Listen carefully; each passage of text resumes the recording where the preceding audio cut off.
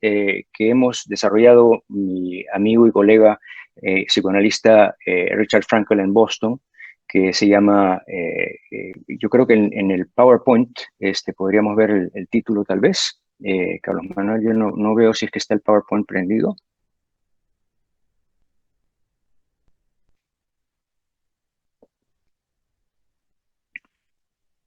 Sí, hemos publicado un libro que se llama Human Virtuality and Digital Life.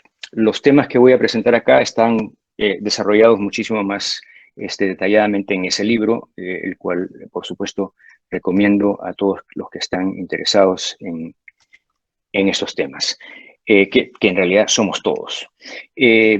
La presentación tiene dos partes y quisiera hacer la primera parte, que es más o menos 40 minutos, en que voy a leer ese texto sobre específicamente el aspecto filosófico de las transformaciones de la experiencia que estamos teniendo con lo digital. Es decir, voy a concentrarme más que nada en cómo está cambiando el mundo, las cosas con las que nos relacionamos. Y en segundo lugar, los últimos 30 minutos que quisiera realizar después de una conversación de unos 10 o 15 minutos. Carlos Manuel, te estoy cambiando el esquema tal vez, pero me gustaría que esa fuese la dinámica. Y en la segunda parte voy a hablar más bien sobre el aspecto psicológico de cómo está cambiando nuestra subjetividad a la digitalidad. Y claro, estos dos aspectos los he separado arbitrariamente, porque en realidad no se pueden separar uno del otro, como será evidente en el texto. Bueno, sin más, les agradezco a todos por estar aquí, por su interés. Enfatizo nuevamente la importancia de estos foros y felicito a los organizadores por esta gran idea y la seriedad con la que están realizándolo. Empiezo entonces. Preludio. En diapositiva 2, por favor. Quiero empezar con el antropoceno. ¿Por qué? Porque es el contexto geológico que necesitamos para comprender la importancia de cuestionarnos acerca de los peligros y las promesas que acompañan a lo digital. La Tierra ha sido un organismo en transformación continua a través de siglos. En sus 4.500 millones de años, ha pasado por 5 eventos de extinción masiva. Causas como la caída de meteoros o de erupciones volcánicas o de bacterias venenosas en el mar que cambiaron la constitución de la atmósfera, causaron que el planeta se hiciera inhóspito para muchas formas de vida que luego fueron extintas. Todos estos eventos han sido causados por causas naturales. Estamos ahora, sin embargo, en una nueva era geológica que la llamamos la era del antropoceno, donde estamos presenciando lo que podría ser la sexta extinción masiva del planeta. Pero a diferencia de las 5 anteriores, esta vez no será por causas naturales que ocurra, sino por la acción del ser humano y la huella que está dejando sobre el planeta. Y por eso estamos, como se llama ahora, el antropoceno, la actual era geológica que de cierto sentido atestigua la predominancia del ser humano sobre el destino del planeta, sobre todo a raíz del poder que ha adquirido a través de su tecnología. Pero la tecnología no solo nos da ese poder destructivo, sino también nos proporciona las herramientas para alcanzar mayor conciencia acerca de cómo estamos viviendo, de nuestra relación con el planeta, del significado del ser humano dentro de la naturaleza. Habiéndola utilizado tan mal e inconscientemente esta tecnología hasta el momento, nada menos que un cambio de conciencia colectivo sería necesario para lograr revertir lo que ya parece ser un fin anunciado. Ya, para ponerlo de una manera mitológica, las alas de Ícaro, nuestras alas de Ícaro, empiezan a derretirse, pero seguimos acercándonos imprudente, inconsciente y titánicamente al Sol, que las está derritiendo. Empecemos entonces ahora considerando algunos aspectos importantes de nuestra vida digital para luego reflexionar juntos sobre ello. Diapositiva 3.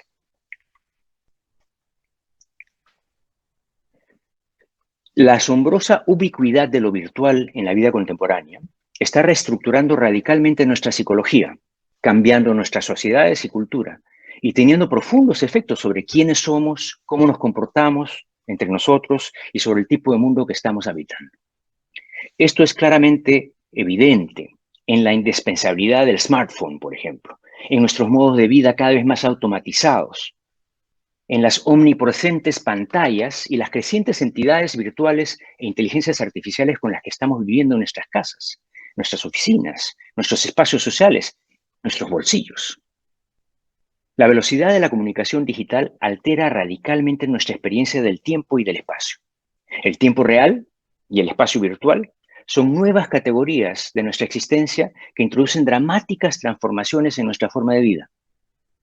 Lo digital se extiende por todas nuestras interacciones y hace del mundo virtual un espacio donde ahora compartimos experiencia con cualquiera, en cualquier lugar y en todo momento. Algo antes inimaginable. La diferencia entre lo público y lo privado, tan esencial para la vida y la cultura modernas, se está disipando lentamente en la era contemporánea. Y en el deseo compulsivo que se ha encendido en las redes de exponer nuestros pensamientos y sentimientos más íntimos en el mundo virtual, estamos asistiendo hoy a la pérdida gradual de los límites y los valores que han dado forma y sentido a nuestras vidas colectivas y a nuestras subjetividades hasta ahora. En la vertiginosa contingencia de un mundo digitalizado, lo que realmente importa o empieza a importar no es tanto el mensaje como el poder mediático con el que se extiende por los medios sociales el mensaje. La exactitud, la representación objetiva, la prueba o la argumentación son literalmente irrelevantes ante un trending topic. El impacto inmediato desplaza a los hechos reales en esta desconcertante época de la posverdad, en la que está cambiando nuestra propia comprensión del conocimiento y la ignorancia, de la objetividad y la subjetividad. Estas profundas transformaciones han sido tan vertiginosas que solo ahora estamos empezando a notar y a asimilar lentamente su efecto psíquico. Gran parte de ello sigue siendo inconsciente, por lo que resulta importante no solo atender a lo que parecen ser los clarísimos peligros de lo digital, sino también tratar de discernir lo que puede ser su potencial aún desconocido o no visto. De hecho, es posible que estemos asistiendo a una mejora y extensión de nuestra existencia más allá de lo que todavía somos capaces de imaginar. O tal vez debería decir que esa es una otra posibilidad. Diapositiva 4, por favor. A menudo oímos a la gente expresar su fe de que la tecnología va a arreglarlo todo, a resolver nuestros problemas políticos, sociales, ambientales, más acuciantes, mientras que al mismo tiempo, a menudo, la culpamos de todo lo que se está deshaciendo en el mundo.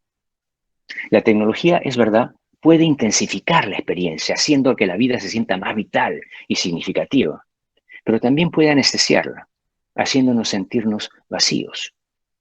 Aunque suele abrir nuevos y emocionantes modos de relación, también tiene el efecto contrario. Por ejemplo, ahora que estamos más cerca de todos gracias a nuestros dispositivos, nos sentimos, sin embargo, más solitarios y aislados que nunca. Lo digital mejora y enriquece la experiencia humana y al mismo tiempo la aplana y la disminuye. Los griegos dieron a esta paradoja de ser al mismo tiempo beneficioso y perjudicial, tanto un remedio como un veneno, curarnos y enfermándonos al mismo tiempo, el nombre de fármaco. Y Platón ya lo había apuntado a este fármaco tecnológico cuando, hablando de la invención de la escritura, observó que nuestra capacidad de recopilar información puede aumentar con esa invención, pero solo a costa de la metabolización que debe ocurrir internamente en la psique, de la información y su transformación en entendimiento y saber, que la escritura, de alguna manera, hace, podemos dejar atrás. Y Derrida en nuestra época profundiza en esa idea, cuando afirma que, diapositiva 5, al igual que la escritura o el dibujo, cada tecnología de realidad virtual es un fármaco, cura, remedio, poción, droga, veneno, magia, etc. Facilitan la memoria y mejoran la experiencia y las sensaciones. Pero al hacerlo, facilitan el olvido, la incapacidad y la privación sensorial. Diapositiva 6. En la lógica del fármaco, lo que complementa o apoya al mismo tiempo debilita. Lo que cultiva al mismo tiempo socava. El concepto de fármaco sirve entonces de principio rector para empezar a cultivar una actitud frente a la tecnología que sea capaz de atender simultáneamente y sistemáticamente tanto a la sombra como a la luz de lo digital. O sea, esa polarización me parece que es necesario evitarla.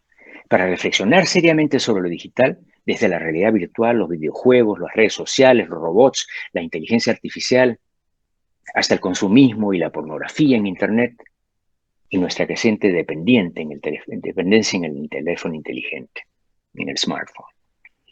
Diapositiva 7, por favor.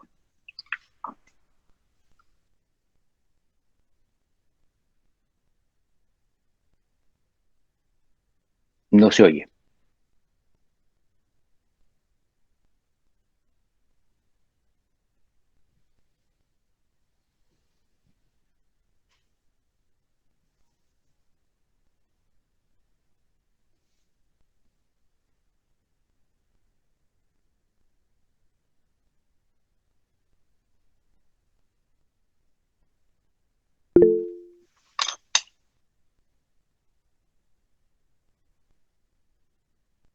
Carlos, parece que hay que compartir el audio.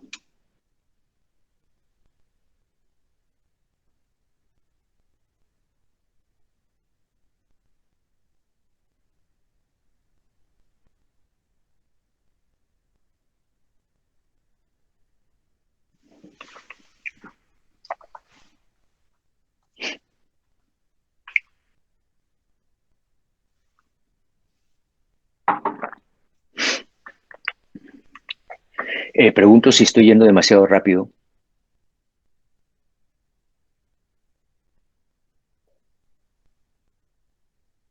Creo que va bien. Está bien, me parece que está bien.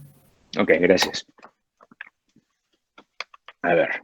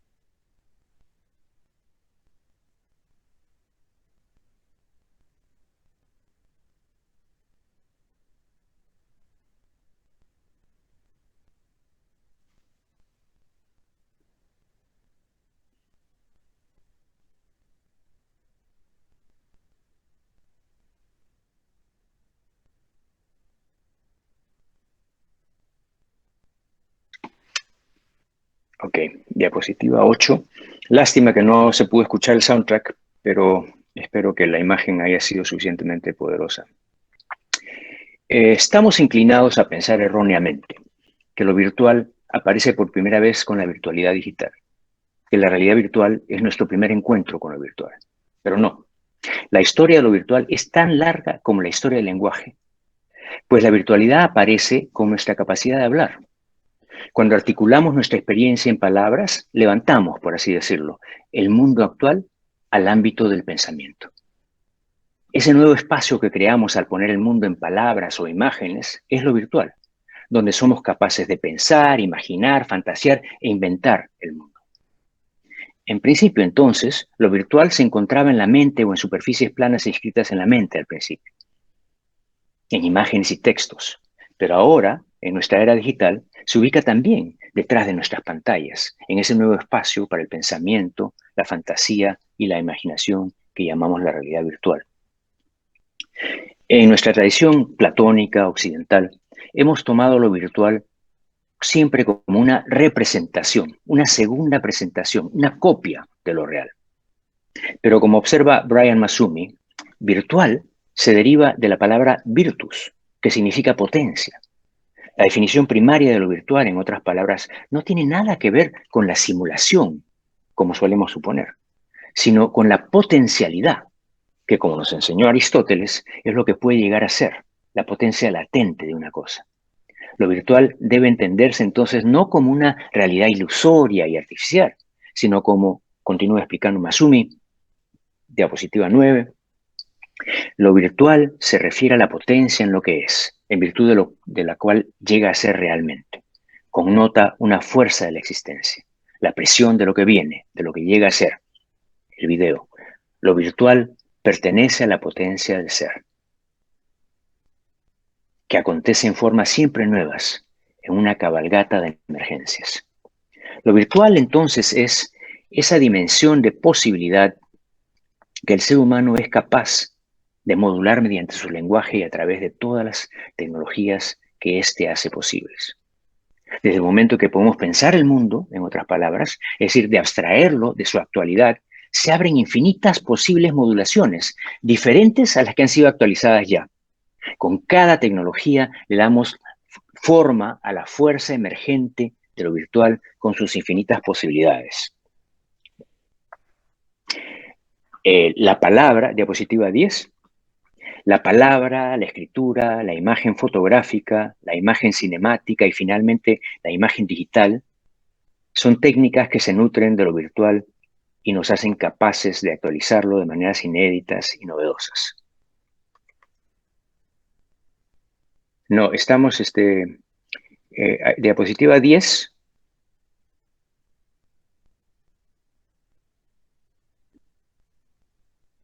Esa es la que si pudieses correrla para que la vean. La palabra, la escritura, la imagen fotográfica, la imagen cinemática y finalmente la imagen digital son técnicas que se nutren de lo virtual y nos hacen capaces de actualizarlo de maneras inéditas y novedosas. Ahora sí, la diapositiva 11. En el cambio que se produjo con la llegada de la escritura, por ejemplo, cuando la tradición oral fue sustituida por la escribal, la nueva modulación tecnológica de lo virtual cambió la topografía de la comunicación humana. Pues con la escritura ya no era necesario que se produjera esta en un espacio físico, compartido, ni en tiempo real. El libro podría ser leído ahora por cualquiera, en cualquier parte del mundo. Dejando atrás la cercanía que precisaba el oral y confinando al individuo a la soledad de la mente o de la biblioteca, ampliaba también paradójicamente el intercambio y su alcance. Ya no eran 1 o 10, sino millones con quienes nos podíamos comunicar. La modulación escribal, en otras palabras, dislocó el tiempo y desvaneció el espacio que vivimos en la cultura oral. Ahora, con la modulación digital se produce otro cambio topográfico en la comunicación humana. Ahora no importa dónde nos encontremos, podemos interactuar inmediatamente con el otro, restaurando en el espacio virtual, en cierta medida, la presencia inmediata de lo oral que se perdió con la escribalidad. Aunque claro, sin el concurso del cuerpo físico, sin la presencialidad. Cada nueva modulación hecha posible por la emergente tecnología confirma que las fuerzas latentes, el potencial de lo virtual, en su cabalgata de emergencias, como lo puso Massumi, siempre supera lo tecnológico. Cada nuevo avance aporta su propia y singular modulación, reconfigura el tiempo, el espacio y la materia y desplaza la modulación que le ha precedido, pero al mismo tiempo sienta las bases para innumerables nuevos desplazamientos y transformaciones que lo desplazarán nuevamente, confirmando la inagotabilidad de lo virtual. Ahora, lo virtual, en el término realidad virtual, generalmente sirve para calificar algo como secundario, falso o irreal, incluso algo ilusorio. Los objetos virtuales del ciberespacio, tendemos a pensar, son meras copias que solo representan o replican la realidad, pero en sí mismas no son del todo reales. Yo diría que hay que pensar en los NFTs, ¿no es cierto? Y la forma como está funcionando la virtualidad, sobre la que tal vez queramos hablar, que en realidad amplía esta reflexión, ¿no? Necesita una ampliación esta reflexión. Los objetos virtuales del ciberespacio tendemos a pensar son meras copias que solo representan o replican la realidad, pero que en sí mismas no son del todo reales. Un beso virtual, una flor virtual, un amigo virtual, por ejemplo, son menos que un beso real, una flor real o un amigo. Disparar a alguien en un videojuego no es lo mismo que dispararle a una persona. Estamos acostumbrados, sin embargo, a calibrar la realidad de lo virtual en función de su proximidad a lo real empírico. Pero también tomamos lo virtual a veces no como una copia degradada de lo real, sino más bien como su upgrade, es decir, como una potenciación de lo real. En la fantasía del transhumanismo, por ejemplo, que sueña con superar la mortalidad a través de la tecnología, subyace esta creencia de que la virtualidad digital nos promete la posibilidad de dejar atrás las limitaciones de lo real para empezar a gozar un ámbito de absoluta libertad. Vuelvo a pensar en todas estas nuevas realidades virtuales que están ocurriendo, si es que esto se da o esto ya comienza a necesitar una reconsideración, una reflexión nueva. Ambas posiciones comparten la misma convicción de fondo, sin embargo, y esto es lo importante, que lo virtual y lo real nunca serán iguales.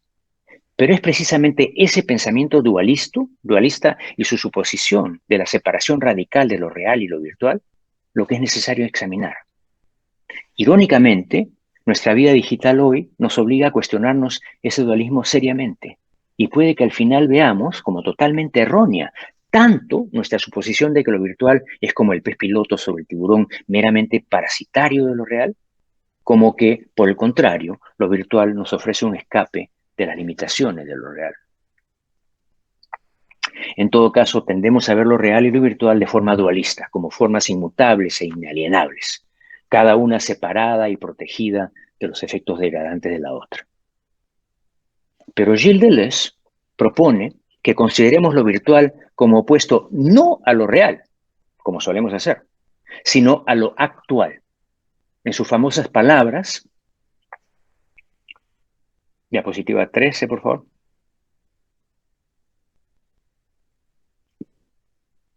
En sus propias palabras, lo virtual es plenamente real en la medida en que es virtual. Es real sin ser actual. Lo que está proponiendo es ver a lo virtual y lo real como en constante intercambio y flujo permanente. No existe ningún dualismo.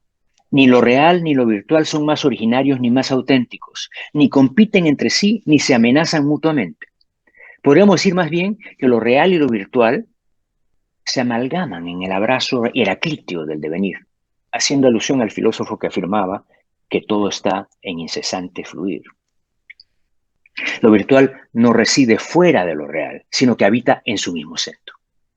Por ejemplo, la fantasía y la imaginación son dimensiones virtuales de la mente, que, aunque no son actuales, dan nombre a algo real en nuestra experiencia. Por tanto, lo real no es solo lo actual, sino también lo virtual.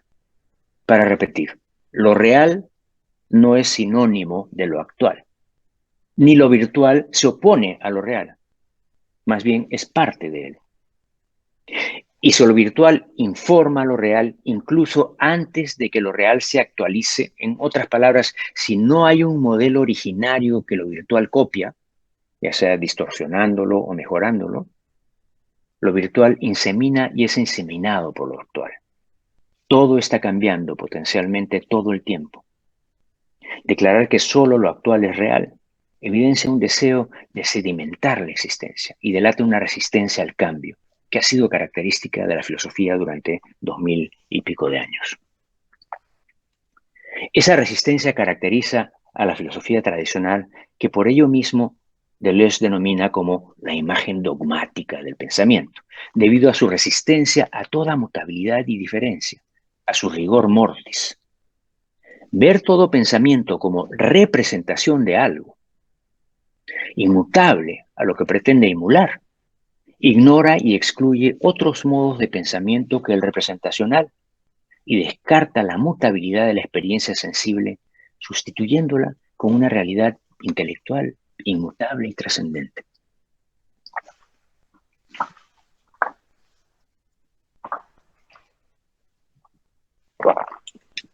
Distingamos entonces la concepción platónica tradicional de lo virtual, de la que nos propone Deleuze. Mientras que el simulacro virtual se ha concebido tradicionalmente siempre como una mera copia del original, el simulacro virtual deleuziano no tiene ni arquetipo ni prototipo original. Deleuze rechaza la suposición de un original estable e inmutable que se opone a la copia y desecha la denigración de lo virtual como ilusión o engaño. Es un cambio radical en la valorización de estas realidades, de estas dimensiones de la realidad. Lejos de ser uno más de lo mismo, el simulacro virtual se concibe como una producción totalmente transformadora de algo nuevo y distinto. Mientras que para Platón una copia se define en función de su semejanza con un modelo, diapositiva 15, el simulacro de Luciano solo tiene un parecido externo y engañoso con un modelo putativo que oculta una diferencia esencial. Su objetivo es diferente al de copiar un original. Para hacer esto más claro, más inteligible, el ejemplo es el siguiente. Las imágenes del sueño, por ejemplo, son instancias de simulacros virtuales en ese sentido.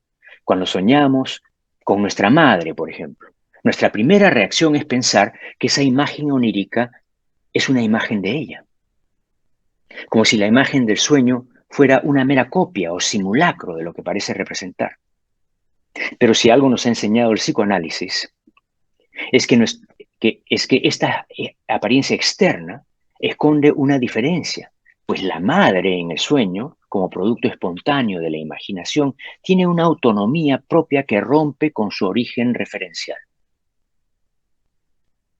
Igual que la imagen del sueño, el simulacro concebido desde Deleuze no vuelve a presentar algo a través de la semejanza y la mismidad, sino que toma esa semejanza como la coartada para convertirse más bien en una producción transformadora de algo que es distinto de lo mismo. Más que un reflejo de otra cosa, Deleuze propone pensar lo virtual como una interacción sui generis de intensidades vitales, que él llama vectores y líneas de fuerza, que están siempre activas detrás de las identidades sedimentadas en nuestras representaciones.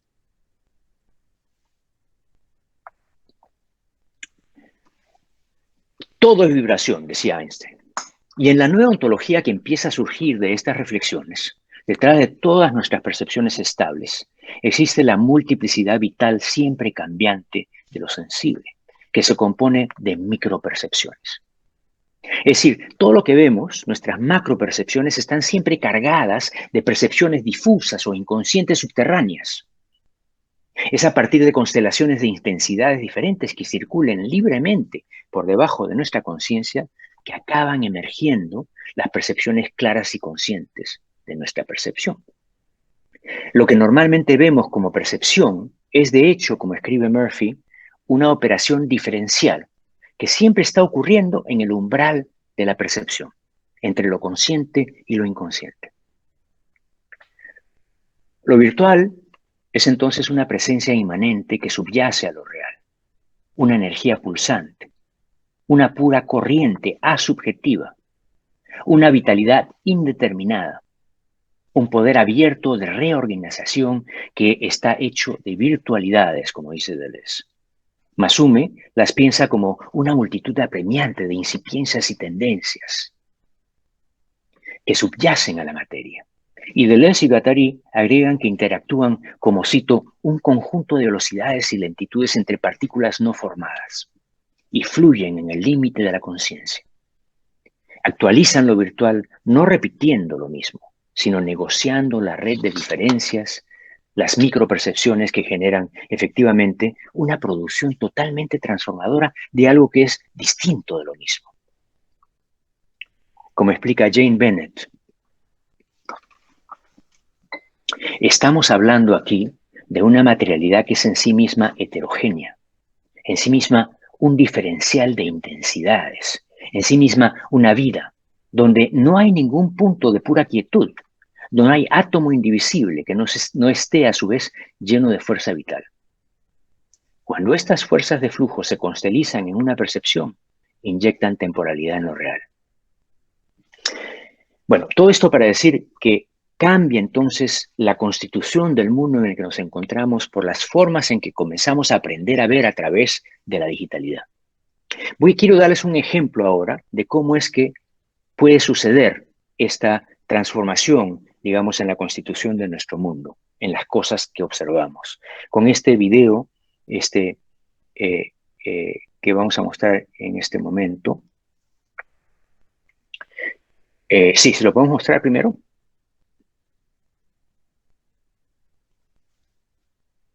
Aquí sí necesitamos la música.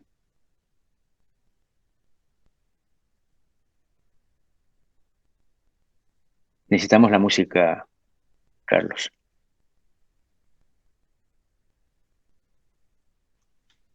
¿Carlos?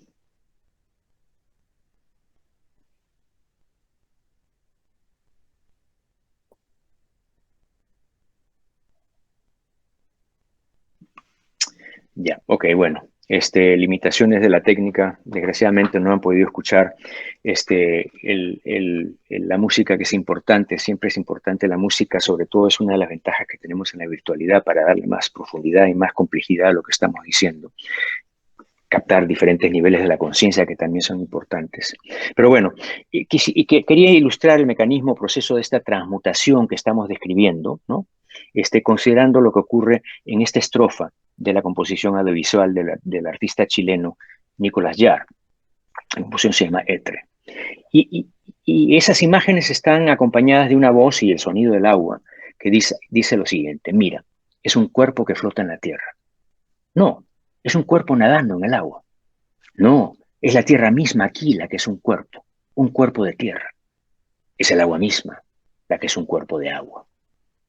En este texto, las fronteras entre identidades o los territorios demarcados por conceptos definidos son deconstruidos, sometidos al movimiento entre posibles aspectos diferentes de una percepción, transformando una descripción de un objeto estático en la expresión de una constelación dinámica de fuerzas en movimiento.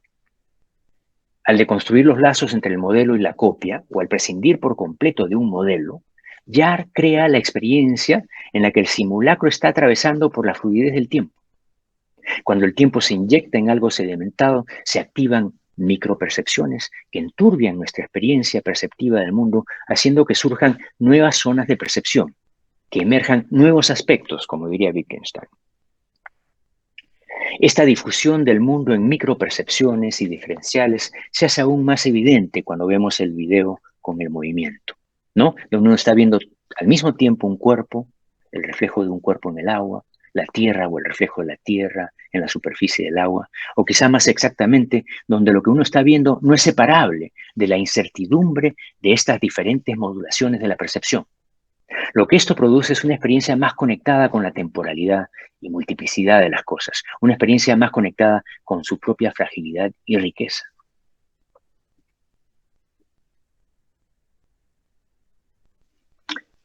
En nuestra vida digital empezamos a percibir y experimentar el mundo ya no tanto en términos de sustancias estables, sino de procesos. De considerar las cosas en términos de cantidades, pasamos a verlas como cualidades, o como lo dice Deleuze, los objetos se convierten en objetiles. El objetil es decir, el objeto es concebido como entidad de movimiento, como proyectil, como acontecimiento. Revela el arraigo del simulacro ya no en un ámbito ideal, atemporal, como en el caso de Platón, sino en un mundo inmanente de temporalidad, en una bandada de diferenciales, para repetir las palabras de Masumi. Un ejemplo clarificador lo constituyen los contenidos de la memoria, por ejemplo, que no son unidades estáticas, sino efectivamente una bandada de diferencias, que están siendo permanentemente tocadas por lo que percibimos y experimentamos. Y así se transforman en lo que son ahora, donde ahora siempre se refiere a este momento presente y su movimiento actual. En efecto, los recuerdos no son objetos, sino objetiles. Considerando el mundo como constituido de simulacros de los océanos en una lógica del devenir, ya no está poblado por presencias fijas de cosas externas, sino por presencias fantasmales y acechanzas. Como la imagen que nos proporciona Yarr, lo que empezamos a ver es la propia fluidez de todo lo que nos impregna de irreductible fugacidad. Aquí está la dimensión ética de este cambio de mirada, porque nos llama a aceptar nuestra permanente incertidumbre, nuestra conexión con el no ser, nuestra posición ante un abismo, y a ver que tal vez el lenguaje y la comprensión y el conocimiento descansan sobre fundamentos muy poco sólidos, una fina red sobre un abismo, como dice Stanley Cavell.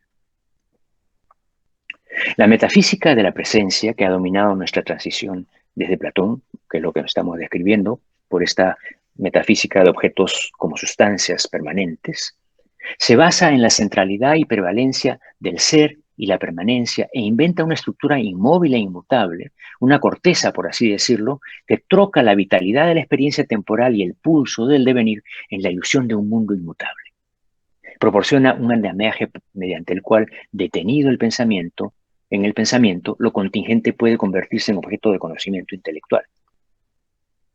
Pero es un hecho que vivimos en una época en la que nuestras nuevas entidades digitales, hologramas, avatares, memes, GIFs, etc., entran en nuestro mundo, no como copias que rebajan o mejoran la realidad, sino como simulacros virtuales, es decir, como emergencias espontáneas y creativas, activos desde sí mismos y no en función de un original externo o trascendente. Dado el impacto que tienen nuestros artilugios tecnológicos en la forma en que experimentamos el mundo, necesitamos una nueva ontología que, en lugar de encubrir o sedimentar, nos abra a la vitalidad de la experiencia y de su complejidad diferencial. La representación que ha sido el paradigma del pensar en nuestra tradición comienza a cederle el paso a la expresividad y a la performance, y los objetos sedimentados de la mente escribal implosionan y comienzan a fluir, constituyendo el sentido no a partir de vínculos lineales y lógicos, sino de mareas intensas, pulsaciones y fuerzas de atracción y repulsión. Bueno, yo quisiera en este momento hacer una pequeña pausa para que podamos conversar, porque es un montón de cosas que he traído a la mesa. Me gustaría que conversásemos antes de empezar yo con la segunda parte de la presentación, que será más sobre el aspecto psicológico de estos cambios que estamos experimentando con la digitalidad. Así que me imagino, Carlos, que podríamos abrir el foro para discutir.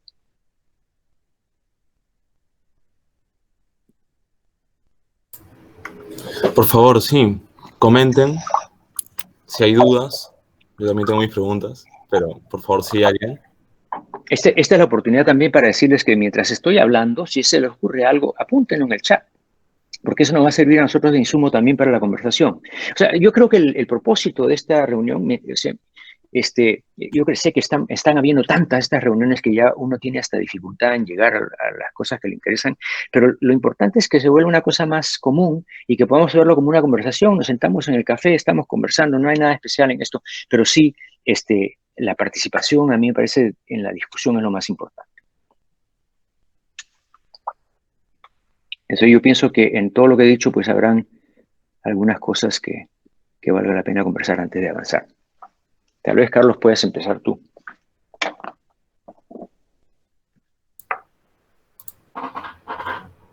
Perfecto. El primer punto que quería preguntar era sobre el objeto digital. No ya desde el lado epistémico, sino desde el lado fenomenológico de las relaciones que desarrollamos con los objetos. ¿No? Las relaciones que desarrollamos con los objetos no son en base a la materialidad del objeto, sino pues en base a la relación proyectiva de identificación y aquello que depositamos en el objeto. Entonces, tal vez cuando pensamos en el objeto digital, también podemos pensar en los objetos mentales. Y en cómo sí hay un vínculo real, fenomenológico de experiencia, de relación con el objeto y de sensación frente al objeto, ¿no? Pensamos en la rosa digital. Justamente si tú ya estás involucrado dentro de un sistema de creencias que te hace considerar a esta rosa como real, tal vez sí es un mecanismo, pues, que uno podría decir, oye, no diferencia lo real de lo no real, pero tal vez puede ser considerado como una forma de ser que está abierta a nuevas relaciones objetales. O una nueva... Sí, excelente pregunta, Carlos, me parece central. O sea, es por esa razón que en algún momento he dicho, bueno, esto tiene que cambiar la reflexión, porque efectivamente, pienso en la rosa digital. Estos son ejemplos de mi propia experiencia, ¿no? Cuando recién comenzaron a aparecer las rosas digitales, los regalos digitales, yo siempre tenía la sensación de que esto era, o sea, que son cera, ¿no? Una rosa digital, ¿cómo hacer lo mismo que una rosa? Bueno, han pasado 10 años de eso y yo ya entiendo qué cosa quiere decir eso. Igual como cuando vimos esa película Her, que salió hace 10 años, en que el protagonista se enamora de su sistema operativo, de su inteligencia artificial. Era difícil de captar esa idea, y sin embargo ahora es tan fácil, ¿no? Entonces, cuando mencionas a los objetos virtuales, yo estoy pensando en estos non-fungible, ¿cómo se dice? NFT, ¿no? Non-fungible, ¿me ayudas con eso? Tokens.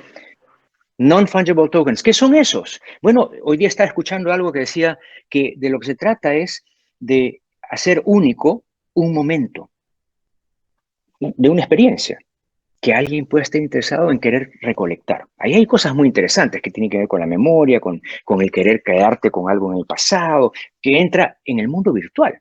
Entonces ya aquí hay cosas interesantes que pensar acerca, efectivamente, de nuestra relación con ellos, pero también de lo que significa con respecto a nuestra memoria. Y más allá de eso, me parece a mí que la pregunta que plantea tu pregunta es ¿cuál es la relación efectivamente entre lo subjetivo y lo objetivo?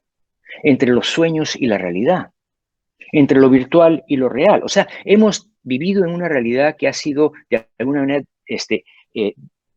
separada, divorciada, ¿no? de lo que es lo virtual. Parte de lo que he estado tratando de decir es que lo virtual ha estado siempre con nosotros y que esa distinción que hemos hecho por X razones, que ahora le hemos trasladado a lo digital mismo nos está diciendo no, así no pueden entender lo que está pasando. Entonces, el reto es cómo podemos reconcebir la realidad y su relación con la fantasía, lo objetivo y su relación con lo subjetivo, nuestra percepción con nuestros sentimientos, con nuestros intereses, con nuestros deseos.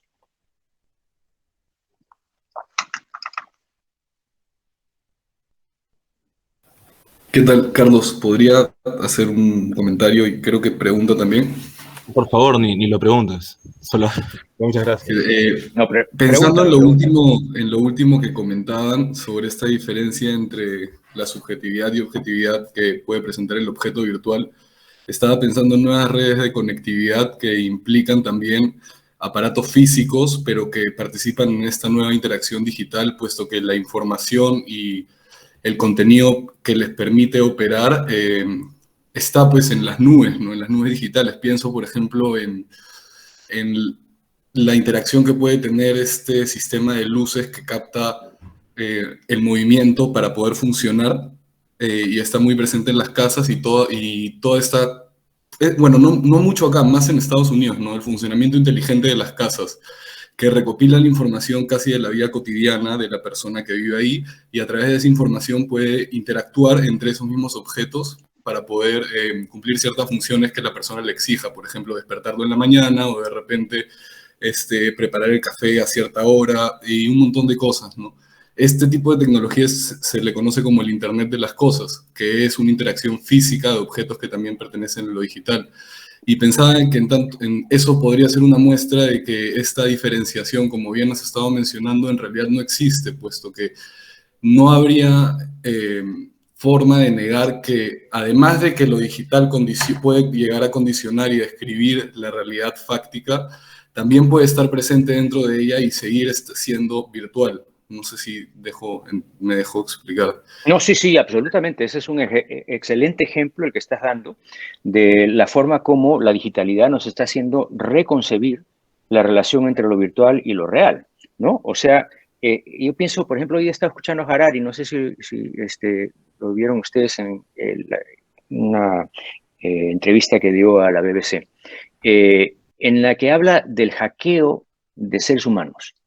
Entonces, por ejemplo, las inteligencias artificiales que están en las casas en Estados Unidos muy frecuentemente, ¿no? Que van de alguna manera recogiendo datos acerca de la vida de uno, comienzan a conocer lo que uno es, en cierto sentido, más que lo que uno mismo se conoce, ¿no es cierto?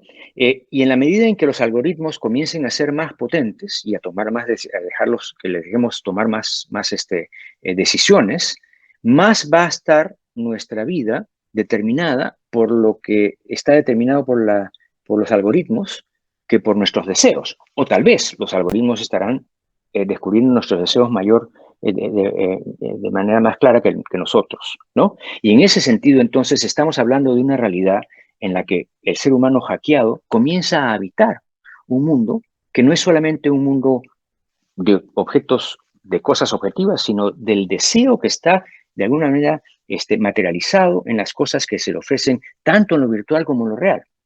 Entonces, digamos, no sé si estoy respondiendo tu pregunta, o si había una pregunta realmente atrás de eso, pero sí me parece que es muy acertado pensar en lo que está haciendo el Internet de las cosas con nosotros como la fusión, de alguna manera, la integración, ¿no? Que tal vez ya había existido antes, pero que ahora por la existencia de este espacio virtual, que es en cierto sentido también empírico, ¿no es cierto? Pero radicalmente diferente del otro, estamos comenzando a reconocer una forma de existencia, una vida que no es solamente empírica, sino una vida que es virtual al mismo tiempo, que es lo que yo quiero llamar nuestra vida digital, ¿no?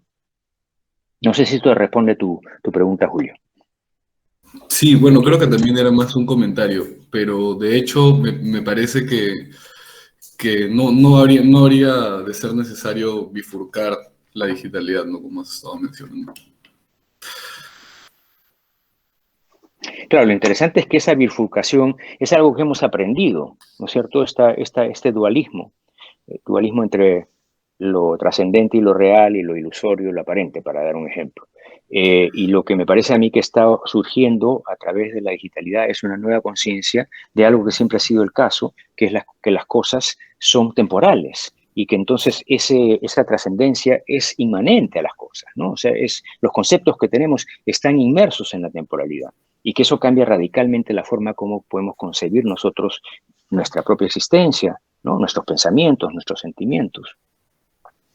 Y hasta cierto punto podríamos decir en el uso que tenemos de estos objetos, en la utilidad pragmática que tienen, por ejemplo, en nuestra comunicación digital o de repente en el caso de algoritmos que tienen funciones más operativas en la resolución de un problema o X cosas. Pensando en esta suerte de distinción que mencionaste acerca de la virtualidad supuesta desde Wittgenstein, que me parece muy plausible, ¿no? Porque de cierto modo los juegos del lenguaje son aquellos que describen, pero que también transforman la realidad y no la transforman arbitrariamente, sino la transforman a partir de la utilización de los participantes, que es algo que me parece muy, muy vigente o muy plausible si es que pensamos en términos de digitalidad.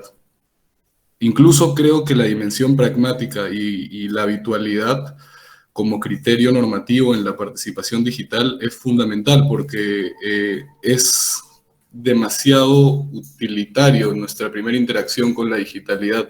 Ya luego, en estas alturas de la vida y de la historia, podemos decir que ya es más espontánea, pero en un primer momento creo que el horizonte de lo digital, como los algoritmos y el mismo Internet de las cosas, tenía exigencias un poco más funcionales. Eso también es una suerte de comentario. Sí, sí, sí, muy, muy interesante. Muy interesante lo que estás diciendo. Bueno, yo puedo seguir. Tal vez eso sea lo más indicado, si es que no hay comentarios o preguntas. Lo que sí les pido entonces es que vayan apuntándolo en el chat. No sé si es que en el chat tenemos algo. Sí, sí, sí. Ajá. De Carlos Ricketts, él pregunta, ¿cuál es la relación entre virtualidad y temporalidad? Bueno, esa es una buena pregunta, porque claro, ¿qué cosa es la virtualidad? Si estamos definiendo la virtualidad como ese espacio de potencialidad, ¿no? Que no solamente, digamos, que está inserto en todas las cosas, sino que también surge a partir de la conciencia del ser humano. Eso es lo que estamos diciendo. En el momento en que el ser humano es consciente del mundo, ¿no? Y entonces logra de alguna manera manifestarlo, ya sea en pinturas o en conceptos, ¿no? Hemos creado una virtualidad que está de alguna manera separada, dislocada del tiempo, porque o sea, lo que pensamos es atemporal, ¿no? Los conceptos que pensamos son atemporales. Pero me parece que el reto en nuestra época, ¿no? Es ver cómo es que la virtualidad nos está dando una concepción nueva de nuestra relación con lo temporal. O sea, nos está mostrando, en cierto sentido, la virtualidad digital, ¿no? Algo que habíamos logrado de alguna manera esconder en nuestros conceptos fijos, en nuestras concepciones de la realidad como sustancias, ¿no? Entonces, la virtualidad digital me parece a mí que podría verse como una especie de incentivo a la recuperación de la temporalidad de la experiencia, ¿no? Por eso es que hablaba del abrazo heraclíteo, ¿no? Del devenir. Perfecto. Aquí hay ajá. Sí, Nicolás Moreno tiene aquí una pregunta. Gracias por la exposición. Continuando con la reflexión en torno a lo digital, la inmediatez y rapidez de la vida digital puede tener efectos psicológicos. Sobre eso vamos a hablar dentro de un ratito. Por supuesto que sí. Y los conocemos todos. O sea, me gustaría eventualmente que cada uno explique qué cosa es lo que está experimentando, porque en lo psicológico es lo más inmediato, ¿no? La filosofía requiere un poco más de reflexión, pero lo psicológico es casi descriptivo, en cierto sentido. Nos pueden volver seres ansiosos que esperan estímulos y resultados instantáneos. Sobre eso, Nicolás, hablo en un segundo. Así que no necesito responderte inmediatamente. Tengo O tal vez... Sí. Justo antes de... Sí. Era sobre la temporalidad, ¿no? Porque también a veces parece que aquellas cosas que duran mucho tiempo, o más tiempo del usual, parecen inmortales, parecen perpetuas. Pero la degradación de la digitalidad es real. La corrupción de los archivos, la pérdida de la memoria. No existe ciencia que evite que algo desaparezca. Ya. ¿Y cuál es tu punto?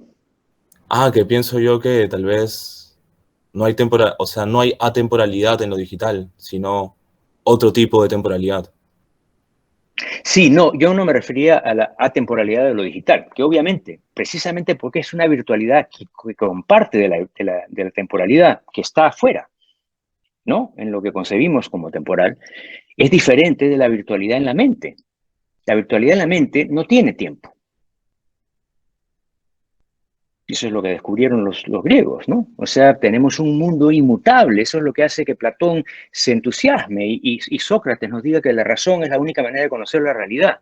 Pero ahí hay una negación de la temporalidad. Y lo que la digitalidad nos está mostrando es que esa virtualidad que parecía temporal en realidad no es atemporal.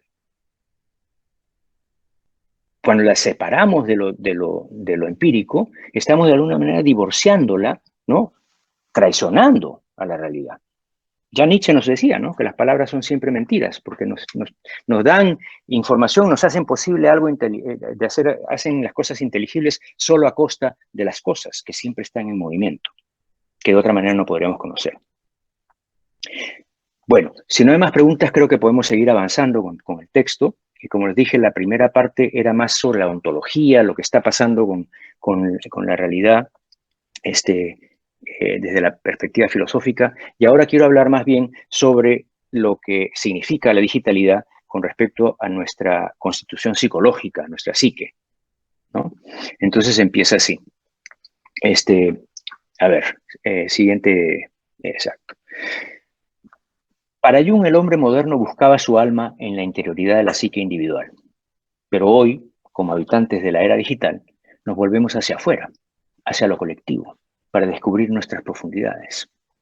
Vivimos menos dentro de nosotros mismos y de nuestros cuerpos y más en los espacios virtuales que surgen del intercambio entre los teléfonos inteligentes, las redes sociales y el Internet que los conecta. Esto tiene un amplio impacto en cómo experimentamos la realidad psíquica. Para el sujeto digital en busca de un alma, ese lugar interno de profundidad y otredad está totalmente exteriorizado por nuestras tecnologías. Jung decía que en la época moderna nuestros dioses ya no se encontraban en el cielo, sino en nuestras patologías. Podríamos decir que hoy no se encuentran en los cielos, sino en la nube. Y no en nuestras patologías, sino en los dispositivos que llevamos con nosotros a todas partes. En una época en la que la exhibición de uno mismo y la conexión a la red se han convertido en la norma. Ya no hay secretos, ya no hay rincones ocultos de la psique que sean inmunes a la exposición. La confesión de uno mismo se ha convertido en un imperativo cultural casi. En la transparencia digital, el intercambio de imágenes y relatos íntimos en un espacio virtual ampliado y público, Twitter, Snapchat, TikTok, Instagram, Facebook, se ha convertido en una de nuestras instituciones culturales más nuevas y valoradas. Y la propia coherencia depende ahora de la exhibición de uno mismo. Nos conocemos mejor a nosotros mismos, nos sentimos más íntegros y completos cuando transmitimos al mundo los acontecimientos de nuestra vida a medida que van sucediendo. El desarrollo de la conciencia de uno mismo se arraiga ahora en cómo nos ven, cómo nos conocen y aprueban los demás en el espacio virtual. El reconocimiento de nuestras palabras y acciones por parte de otro receptivo cuántos likes, cuántos seguidores, nos ayuda a aferrarnos a lo que somos y nos hace sentir relevantes y coherentes. Es como si viviéramos en un panóptico digital, donde todo se va volviendo un perpetuo show. Pareciéramos estar cada vez más sometidos al juicio externo y cada vez más desconectados de cualquier profundidad interior.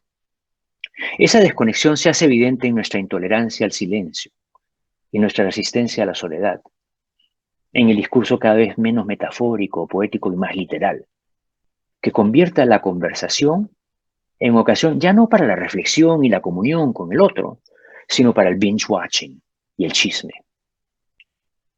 La velocidad e inmediatez de la vida digital y el empoderamiento de ella que ella inspira se extiende a la sociedad entera. Lo digital nos ha habituado tanto a las respuestas inmediatas que la presión por hacer algo, por saber algo, por resolver el problema de forma casi automática suelen dominar todo diálogo.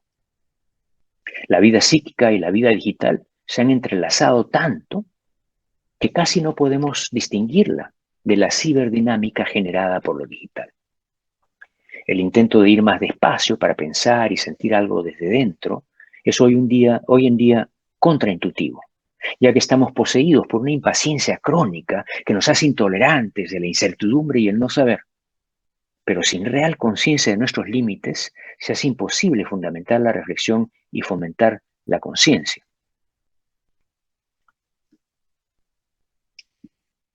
Diapositiva 23.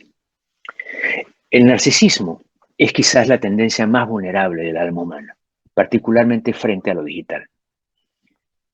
El amor por uno mismo es el lugar desde el que empezamos a amar, y por ello alberga nuestras heridas más primarias y nuestras mayores ambivalencias. No se puede evitar el hecho de que en casi todo lo que ocupa nuestra mente hay una proyección y una inversión narcisista, muy a menudo oculta. Siendo seres deseantes, el narcisismo siempre nos tiene en sus garras. Pero esto no siempre tiene que ser negativo. Como nos lo recuerda Derrida, hay diferentes formas de ser atrapado por él. Diapositiva 24. No hay narcisismo y no narcisismo. Hay narcisismos más o menos amplios, generosos, abiertos, extendidos. Lo que se llama no narcisismo no es en general sino la economía de un narcisismo mucho más acogedor y hospitalario, mucho más abierto a la experiencia del otro como otro. Y continúa. Creo que sin un movimiento de reapropiación narcisista, la relación con el otro quedaría absolutamente destruida. La relación con el otro, aunque siga siendo asimétrica y abierta, debe trazar un movimiento de reapropiación a imagen de uno mismo para que el amor sea posible. El amor es narcisista. A través de esta idea de que el amor en sí mismo es narcisista, Derrida está enfatizando una ambigüedad fundamental en la relación con el otro. O, en términos ligeramente diferentes, está subrayando el conflicto inherente y duradero entre nuestro interés personal y nuestra inversión en el bienestar del otro. El mito de Narciso, imagen central de nuestra cultura, contiene en sí mismo toda la rica y sugestiva complejidad a la que Derrida se refiere. El hermoso joven, inclinado sobre el estanque, embelesado por la visión de su propio reflejo, sugiere dos lecturas muy diferentes. La visión del psicoanálisis clásico sostiene que lo que estamos presenciando aquí, en su forma más pura, es una imagen del amor propio, una absorción solipsista en un reflejo bellamente magnificado del yo a expensas de la propia inversión en otro. En el mito, este otro está representado por la figura de Eco, que está enamorada de Narciso, pero tiene que aceptar que su ensimismamiento le hace insensible a su amor. Este ensimismamiento coincide con la visión de Freud del narcisismo primario, inherente a la vida infantil temprana. Un bebé en los primeros momentos se encuentra en un estado de autosatisfacción casi totalizante que no necesita de un otro. Pero para James Hillman hay una posible segunda lectura. Narciso se inclina hacia afuera y hacia la imagen. No está envuelto en sus propios sentimientos, en su propio yo. Se ha olvidado de sí mismo. El subjetivismo ha desaparecido por completo. No hay narcisismo alguno. La imagen llena la conciencia y su deseo. Para Hillman, Narciso es un ejemplo de la imaginación como dimensión asubjetiva y autónoma de la vida psíquica. Lou Andrea Salomé, figura central en la historia temprana del psicoanálisis, subraya este punto al señalar que lo que realmente embriaga a Narciso no es su propia imagen, sino el mundo reflejado en el estanque. Narciso no se miraba en un espejo hecho por el hombre, sino en un estanque del bosque, el espejo de la naturaleza. De modo que lo que veía no era solamente su propio rostro, sino su rostro en unión con el mundo exterior e ilimitado de la naturaleza. Esa unión, esa totalidad, era de lo que estaba enamorado. Narciso se enamora del mundo. Al mirar a través del yo, experimenta la unión con lo que está fuera de él. Esta segunda lectura ofrece una forma muy diferente de concebir el narcisismo en el núcleo del amor, sustituyendo el amor volcado hacia el interior del yo solipsista por un amor que se abre hacia la belleza del mundo. En lugar de manifestar un deseo frenético de estamparse en todas partes, se trata de un narcisismo que suple su propio rostro con el de la naturaleza, una imagen que habla de la disolución del yo en el mundo exterior e ilimitado. Como dice Hillman, el subjetivismo ha desaparecido por completo. A la luz de esta segunda lectura podemos ver cómo el narcisismo digital, al conectar con tanta gente de tantas maneras, fomenta una apertura existencialmente expansiva del yo hacia el mundo, una postura más acogedora y hospitalaria hacia el otro como otro. Sin embargo, también puede impulsarnos a replegarnos sobre nosotros mismos, en un incesante ensimismamiento, bloqueando el mundo, en la constante aceleración y sobreexcitación digital que hacen posible la lentitud y la calma necesarias para la reflexión. Apenas podemos ser conscientes de estas fuerzas opuestas.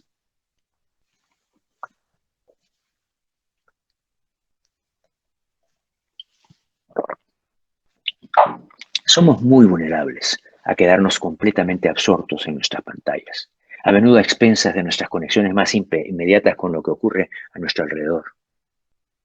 Y cuando se nos pide que justifiquemos la cantidad de tiempo que pasamos conectados, absortos en las redes sociales o jugando videojuegos, por ejemplo, nos resistimos a reconocer que nuestros dispositivos se han convertido en objetos narcisistas, avergonzándonos con este ensimismamiento es censurado por el otro.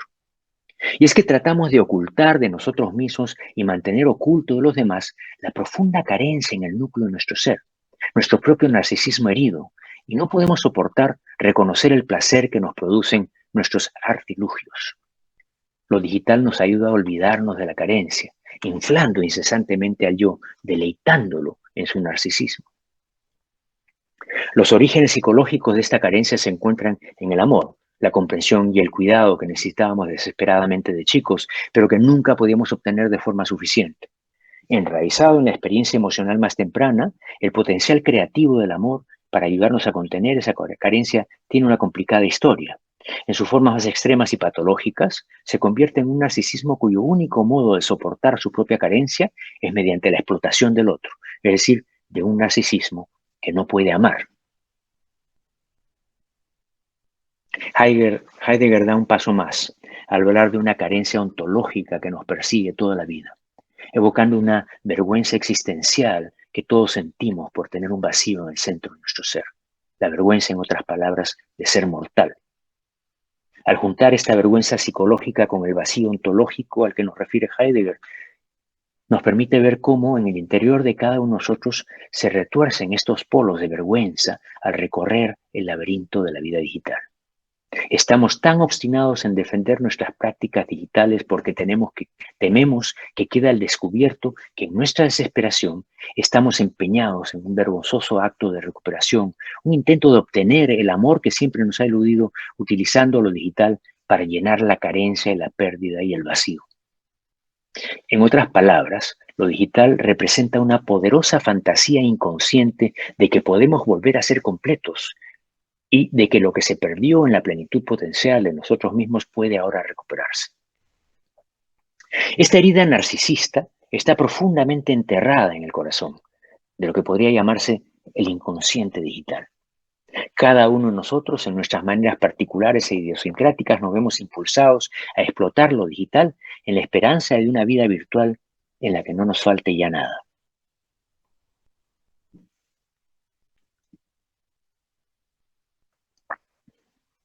Para Freud, la virtualidad digital no sería más que la recreación adulta del puro principio del placer propio de la vida infantil temprana. Y el Internet, un dispositivo narcisista regresivo, con la capacidad alucinatoria de darle vida a los objetos de nuestro deseo. En otras palabras, una especie de lámpara de Aladino. De hecho, la maleabilidad transformadora de lo virtual se asemeja inquietantemente al mundo infantil de los procesos primarios, donde los deseos se satisfacen instantáneamente. En el modo del proceso primario, el bebé tiene el control sobre el pecho, pues cuando la madre se va, el pecho vuelve a estar presente de forma alucinada. Al igual que el bebé hambriento alucina el pecho lleno de leche, lo virtual crea un camino inmediato, desde el deseo hasta su gratificación, anulando la necesidad del tortuoso camino del proceso secundario en el que es necesario salir del mundo solipsista donde se realizan los deseos y tener en cuenta la realidad de un otro separado del yo. Lo que estoy diciendo aquí es que digamos, el Internet, el mundo virtual, se ha convertido en una madre sobreprotectora, ¿no? Y súper generosa, que nos da todo lo que necesitamos y no nos enseña a separar la ilusión del deseo y su satisfacción de la realidad que no siempre está de acuerdo con nuestro deseo. Entonces, en cierto sentido, que la digitalidad está regresionándonos a un cierto infantilismo. La vida digital, con su acceso totalizador a un mundo infinito de objetos virtuales que están ahí listos a nuestra disposición inmediata, ya sean sexuales, estéticos, consumistas o informáticos, está totalmente ligada a la falta en el deseo, al centro del principio del placer.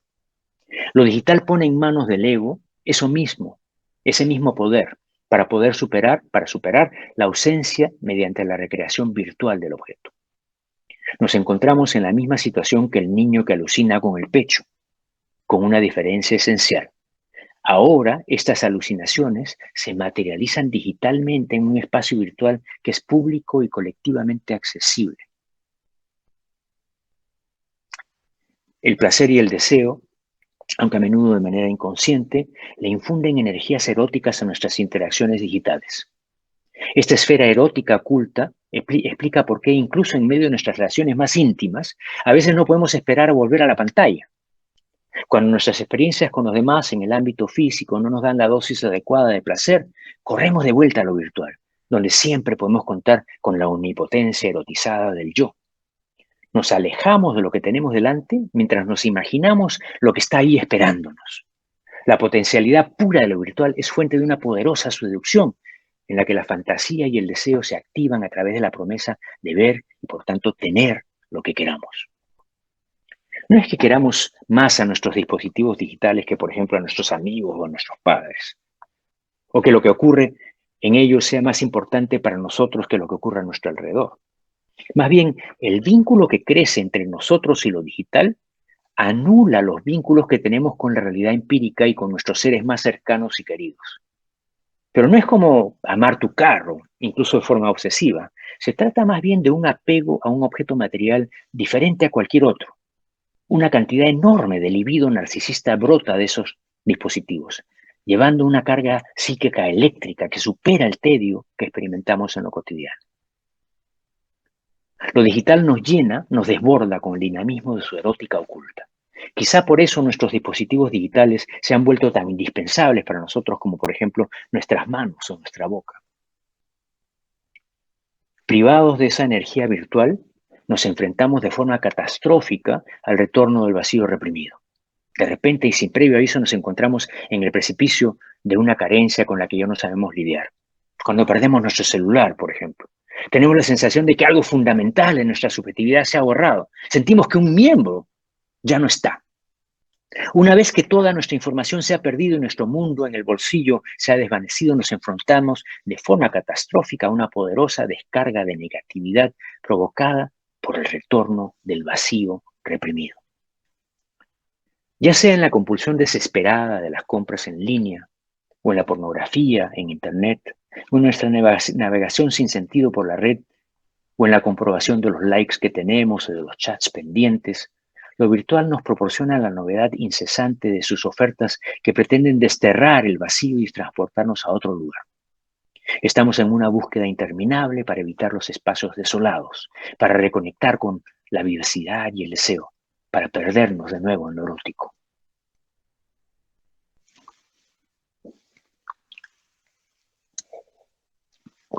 Según Platón en el Simposio, Eros es hijo de la pareja mítica Poros y Peña, es decir, de la abundancia, Poros, y de la pobreza, Peña. Lo digital sintoniza bien con Poros, ya que nos llena eficazmente. Pero, ¿qué ocurre con nuestra relación con Peña? Esa sensación de carencia y vacío que persigue nuestras administraciones digitales. Si efectivamente lo digital erosiona nuestra capacidad de metabolizar el vacío, la carencia y la pérdida, entonces paradójicamente la disminución de esa capacidad aumenta la poderosa seducción de la plenitud desbordante de lo digital. Peña es la brecha entre lo que imaginamos y lo que obtenemos. Es la dimensión no representable del lenguaje, que comunica a pesar de su incapacidad para comunicar. Y lo que es más conmovedor es el centro nulo de la subjetividad, ese vasto depósito de la nada de la que emerge el yo. Las operaciones de lo digital virtual cubren la vaguedad inherente a nuestro propio acontecer. Aportan precisión, uniformidad y presencia plena, sin agujeros, ningún espacio, nada por lo que caer. Lacan nos dice que el amor es dar lo que no se tiene, es decir, dar al otro lo que le falta. Por lo tanto, para poder amar, tenemos que aceptar tanto nuestra propia carencia como la carencia de nuestra persona amada. Entonces, ¿qué ocurre con esa carencia cuando nuestra vida amorosa está impregnada de lo digital desbordante? En las redes sociales buscamos el amor con la estrategia de Poros. Se encienden los fuegos y arden las pasiones. Al buscar el amor en Internet presentamos la perfección de nuestro perfil digital, que encubre nuestras insuficiencias y vulnerabilidades. Nuestras atracciones resuenan con una plenitud digital que oculta la carencia e invierte la gramática del eros. Y ahora, para terminar, entonces, la coda. Todas las tecnologías de la comunicación y la información nos envenenan con la ilusión de permanencia, pero también nos curan de esa ilusión al exponer la espectralidad inherente al paso del tiempo. Pueden ser simplemente formas con las que nos enfrentamos a lo efímero de la existencia temporal y tratamos de lidiar con su paso o evadirlo. Expresan nuestra necesidad de gestionar la pérdida y el olvido, y son todos ellos síntomas de nuestra compleja y cambiante relación con la mortalidad. En nuestra tradición occidental hemos negado habitualmente el tiempo y la muerte. Sentimos la necesidad de hacer predecible todo cambio y por tanto de controlarlo mediante la teoría científica, la ideología política, la ciencia médica, etc., ya que cada cambio impredecible prefigura siempre la muerte. En este sentido, podríamos decir que la cultura occidental se ha anclado en la sustitución melancólica del efímero presente pasajero por un pasado sedimentado. Llamamos a esta melancolía intrínseca el impulso pigmaliónico, pues al igual que Pigmalión, nuestra cultura sustituye la experiencia fugaz por representaciones mentales, conceptos o imágenes, como si de hecho pretendiera preservar al objeto para evitar sufrir su pérdida irremediable. Con el mundo virtual estamos aprendiendo a convivir con los simulacros virtuales y su temeraria e imprevisible promiscuidad. Las resonancias con las pasiones y las emociones comienzan a reverberar de maneras nuevas, imprevisibles y rizomáticas. La expresión emocional en la red, a veces auspiciada por el manto de invisibilidad y anonimidad disponible en ella, está abriendo ámbitos de significado compartido que antes no pasaban de las paredes de un entorno familiar o del armario de la propia mente inhibida. Modos de pensamiento que han sido relegados a los márgenes de la cultura moderna comienzan a activarse. Y la potenciación de la espontaneidad, sea cual sea la forma que adopte, ya sea natural, artificial o un híbrido de ambas, bien puede servir de campo de entrenamiento para lo que está siendo nuestro futuro posthumano. Lo digital nos arroja una realidad dinámicamente cambiante que nos exige un pensamiento diferente que reconozca explícitamente la muerte como una carga ineludible de las criaturas del lenguaje capaces de pensar. Hace que pensar y representar sea una forma de duelo. Y sin embargo, con lo digital, todo está siempre mediado por alguna forma de pantalla, lo que adormece nuestra relación con la temporalidad y afecta nuestra capacidad de abrazar más plenamente el flujo del tiempo. Nuestra capacidad de controlar y manipular digitalmente el tiempo bloquea nuestra conciencia mortal y a menudo nos impide alcanzar la realidad. Pero entonces, ¿qué efecto tiene la revolución digital en nuestra relación con la pérdida y la desaparición de las cosas? ¿Cómo mejora nuestra relación con la temporalidad? Y por el contrario, ¿cómo nos adormece ante la muerte? Ok, gracias. Ahora sí podemos conversar.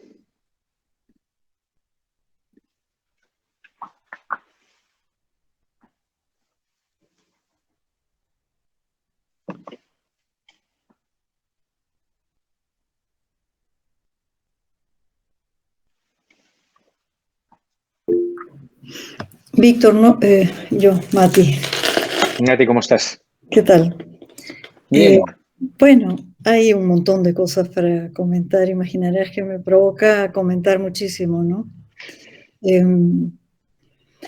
Bueno, además estoy pensando en estos temas también, ya sabes que un poco por influencia tuya, pero más hacia mi campo, que es el psicoanálisis, ¿no? Y hace poco además estuve pensando en esto especialmente porque me pidieron hacer un trabajo sobre cambios de paradigma que puedan servir para pensar temas más psicoanalíticos, ¿no? Y yo partí de esta sensación, de esta idea, ¿no? De cómo estamos ante la caída del binarismo real-virtual, ¿no? Ya es imposible realmente plantearnos la idea de que existe una diferencia entre uno y otro, cuando es un paso, es un pasaje, digamos, ¿no? Que hacemos permanentemente en la vida, en el día a día. Probablemente unos mejor que otros, ¿no?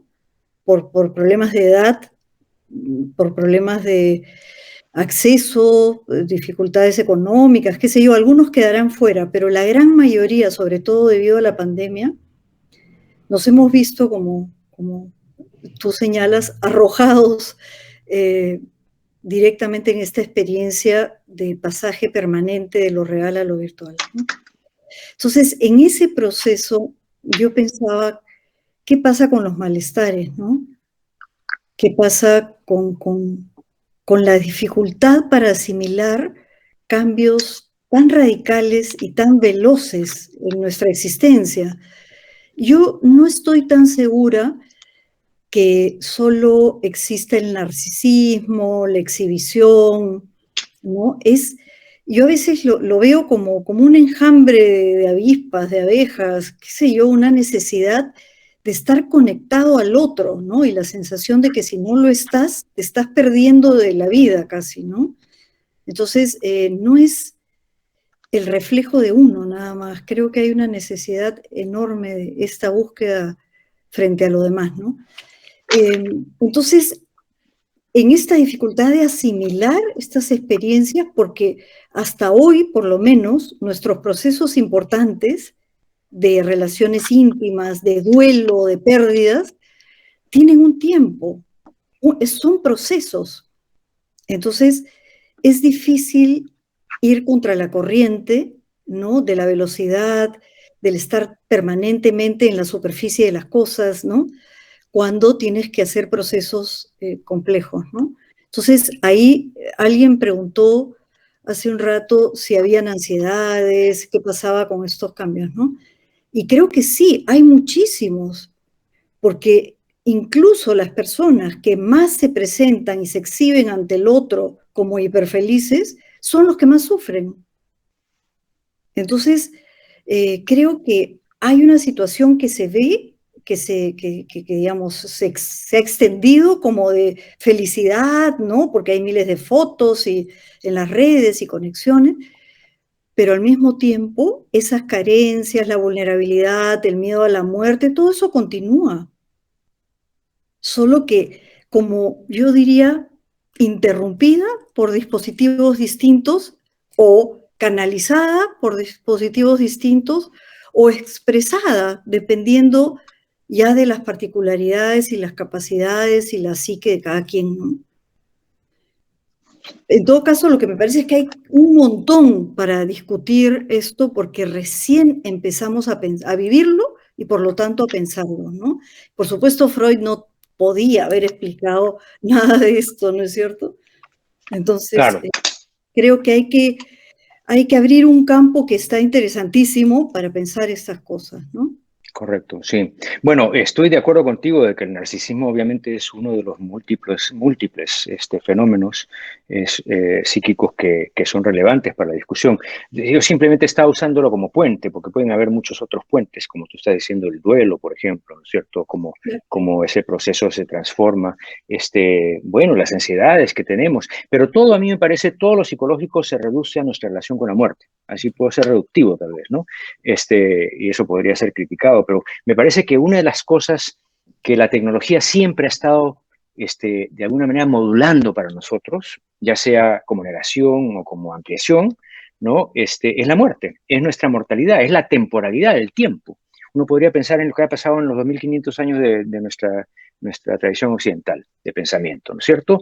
Que hemos aprendido de alguna manera con Platón, o bueno, con la forma como hemos aprendido a Platón, no necesariamente Platón tiene que estar de acuerdo con cómo ha sido asimilado, pero esta visión dualista, esta visión en la que hay un mundo perfecto y un mundo que es una copia imperfecta, ¿cierto? De alguna manera eso es un intento de agarrarse de lo atemporal, de negar la temporalidad, lo efímero, ¿no? Entonces, de esa manera uno puede decir que la tecnología en general ha tenido esa tendencia en nuestra cultura, pero que ahora con la digitalidad, y este es el punto que a mí me parece interesante, que la digitalidad hace imposible que sigamos por ese camino. O sea, la misma tecnología está hackeándose a sí misma, ¿cierto? En ese intento. O tal vez está mostrando ambos lados. Por eso es que dije al principio que es un fármaco, ¿no? La tecnología tanto nos puede abrir, conectar con la muerte, como negarnos la muerte y hacernos ciegos a ella. Entonces, a mí me parece que en última instancia la importancia de esta reflexión psicoanalítica de la digitalidad, ¿no? Tiene que ver con nuestra reevaluación de nuestra relación con las cosas en el mundo empírico, en el mundo temporal, en la inmanencia de lo cambiante, ¿no? Cosa que tenemos que aprender a pensar de otra manera. Entonces, a mí me parece que todos los criterios que tenemos, que nos hacen pensar que, por ejemplo, tú estabas diciendo, el proceso del duelo, tal vez, ¿no es cierto?, ha sido interrumpido. Bueno, sí, esa es una forma de verlo, pero de repente lo que está pasando es algo a más largo alcance. O sea, para la especie humana, de repente el duelo va a tener que ser otro aspecto de la experiencia humana, ¿no? Bueno, vuelvo a mencionar a Harari, a quien he escuchado anoche, que me ha causado mucha impresión, porque está hablando de cómo es que en el futuro el ser humano va a ser realmente otro ser, ¿no? Y no solamente eso, sino que habla de una cosa terrible, que bueno, ya estamos viendo, una segmentación dentro de la especie humana de diferentes, digamos, potencialidades, unas mayores que tienen que ver con la capacidad económica, ¿no es cierto?, de acceder a las tecnologías que van a transformar la forma como el ser humano mismo está constituido. Eso no se puede anticipar qué cosa quiere decir eso con respecto a nuestros sentimientos, nuestras emociones, la psique misma, ¿no? La psique misma de un ser ciborgio tiene que ser variada, diferente de la que nosotros conocemos. Entonces, sí, te digo solo una cosita. Sí, yo también estoy planteando precisamente eso, ¿no? Que van a haber distintas formas de asimilar esta experiencia nueva, porque no es lo mismo una experiencia tan rápida, tan veloz, tan disruptiva casi como la que estamos viviendo todos, que un proceso más lento, ¿no? De creación de tecnología con procesos más asimilables por la mente, porque nuestra mente aún tiene ciertas dificultades, a pesar de que tiene una gran inventiva, ¿no? Yo también creo que es importante, por supuesto, y esto lo hemos conversado otra vez, el miedo a la muerte es algo que nos acompaña siempre, pero el empuje del deseo también, ¿no? Entonces, y la vida, ¿no es cierto? La vida misma, que es precisamente todo lo que estamos viendo, que compartimos con todas las demás especies y con la materia vibrante y todo lo demás, ¿no? Entonces, sí es como, creo que, por eso te decía, yo creo que todo está por pensarse, ¿no? Y por descubrir, pero lo que sí es cierto que nos está cambiando, de acuerdo con Harari, ya no somos las mismas personas. No en el futuro, ya no somos, ¿no? Desde hoy. Así es, estoy absolutamente de acuerdo. Y esa es la tarea es ver en qué nos estamos transformando, cómo es, ¿no? Cómo es que está transformándose la subjetividad misma. Sí. Sí, reitero lo que Carlos Manuel les está recordando, pueden también preguntar por el chat o comentar, no tienen que preguntar, ¿no? O sea, yo pienso que por un lado parece ser una cosa difícil de reflexionar, pero por otro lado todos estamos teniendo experiencias, entonces es cuestión simplemente de articular las experiencias que estamos teniendo y compartirlas para conversar sobre eso.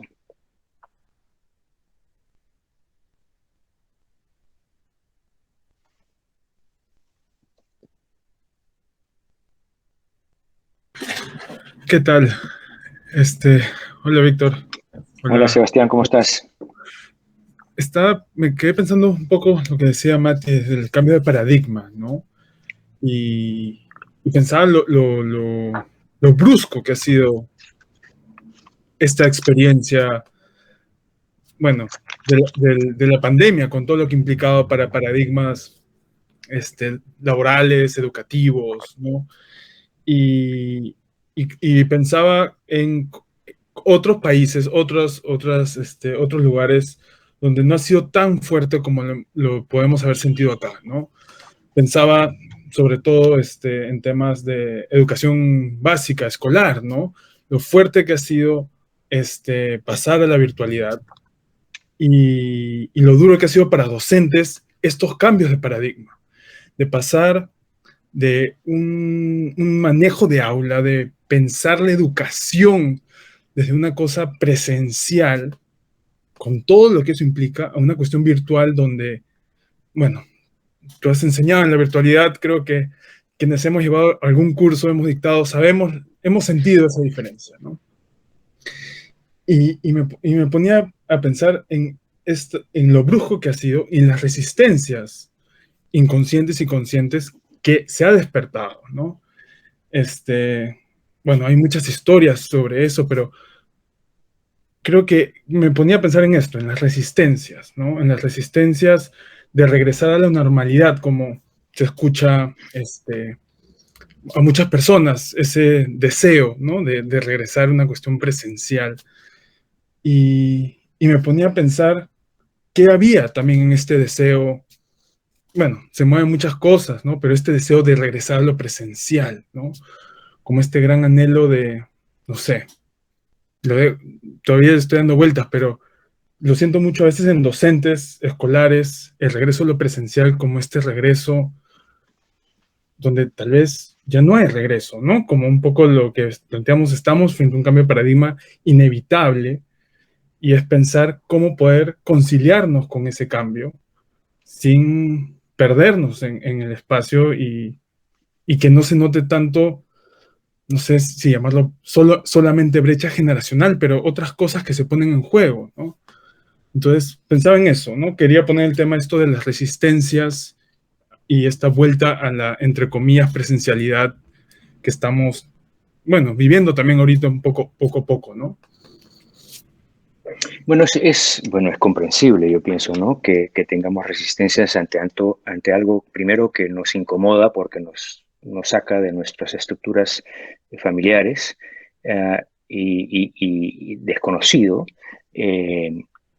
y que por lo tanto amenaza todo aquello que nos ha constituido. Entonces, claro, la resistencia es comprensible. Por eso a mí me parece que es importante lo que mencioné al principio, que hay que ver, estar consciente, obviamente, de aquellas cosas que se pierden y a las que queremos regresar. Y esa a mí me parece que es la tarea del maestro ahora, sobre todo el maestro predigital, de tratar de conservar algunas cosas que conoce, ¿no es cierto? Y que puede ser que se estén de alguna manera transformando o perdiendo en la digitalidad para ponerlo como tema de discusión, como un objeto de reflexión.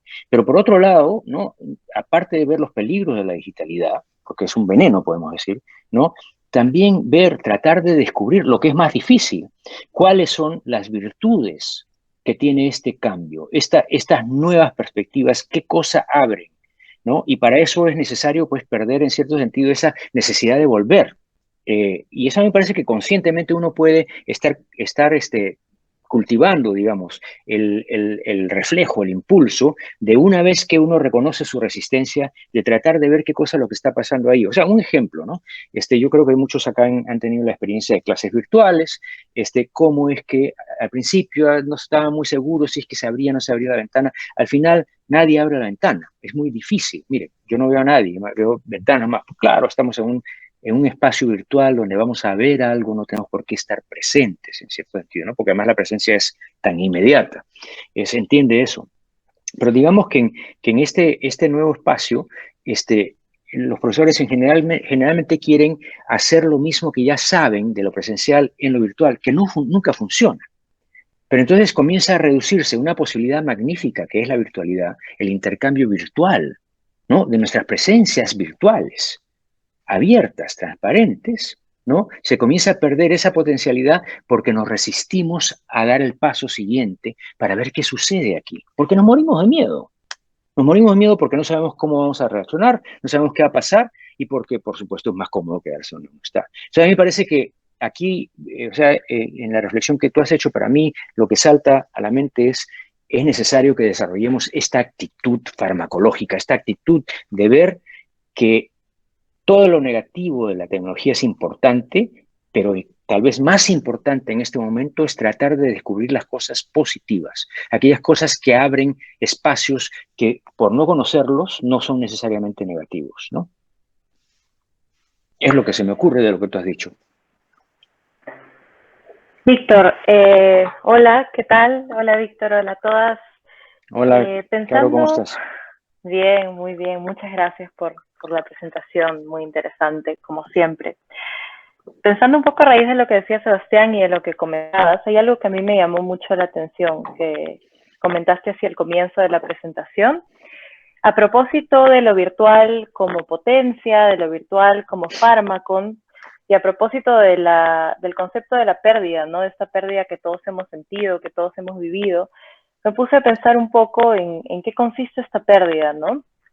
Y tú mencionaste algo que me parece interesante, y es que quizá más que una pérdida de una sensación de normalidad o de realidad, entendiendo lo material como realidad, ¿no? Posicionándome en ese lugar tradicional de la realidad, se aplana, tú dijiste, ¿no? No se pierde, se aplana, porque hay algo que queda, ¿cierto? Entonces, quizá nos encontramos en un espacio que no es ni lo uno ni lo otro, ¿no? Sino un espacio plano. Y creo que parte de la compulsividad, de la frustración, de todas esas cosas que luego mencionaste, lamentablemente me tuve que ir un ratito, así que tampoco he podido escuchar todo, tiene que ver quizá con ese mundo aplanado, ¿no? Es un mundo de potencia, es un mundo potenciado, pero al mismo tiempo hay una sensación de un mundo aplanado. Quería comentar que me llamó mucho la atención esto, ¿no? No es una pérdida desgarradora, es un aplanamiento de las cosas, ¿no? Que es una pérdida desgarradora, me parece a mí. Bueno. O sea lo interesante de la digitalidad, perdón. No, sí, claro. Quizá definitivamente es una pérdida significativa, ¿no? Pero quizá igual hay una presencia hay una referencia a lo anterior, ¿no? Simplemente que quizá más opaco o mediado por estos otros elementos, ¿no?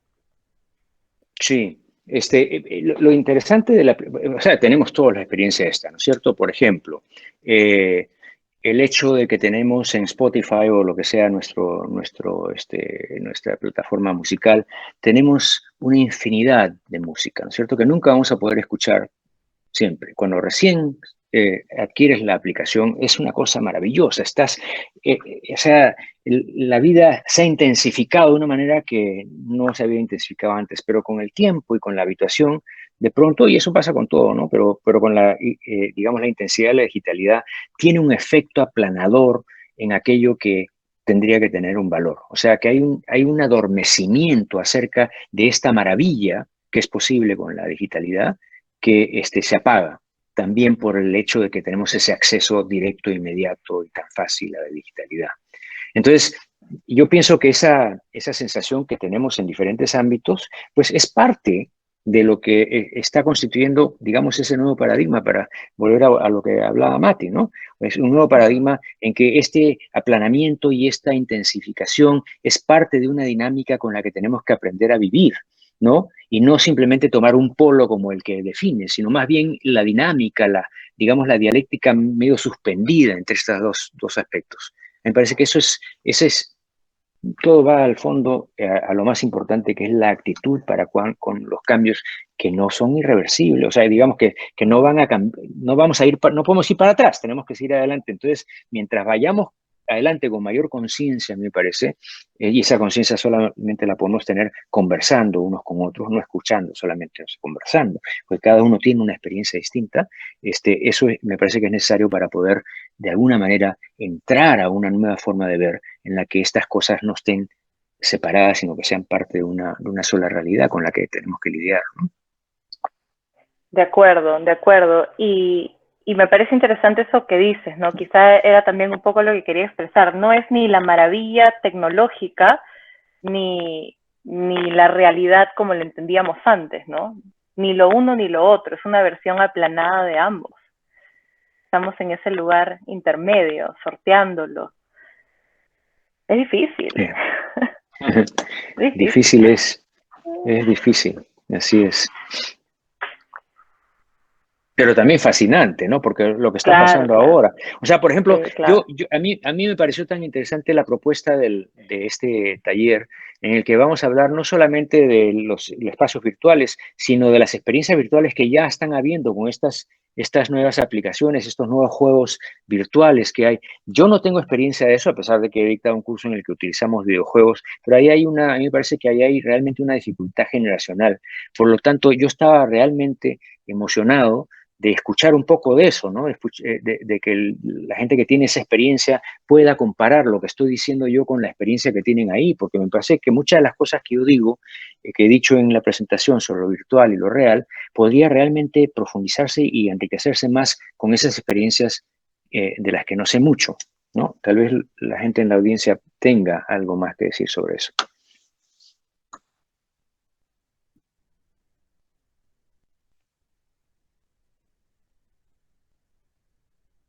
Bueno, y si no, pues entonces nada, lo dejamos para la próxima vez, ¿no? Carlos Manuel, ¿qué dices? Claro que sí, justo me han enviado una pregunta, ahorita la pongo y con eso creo que podríamos cerrar.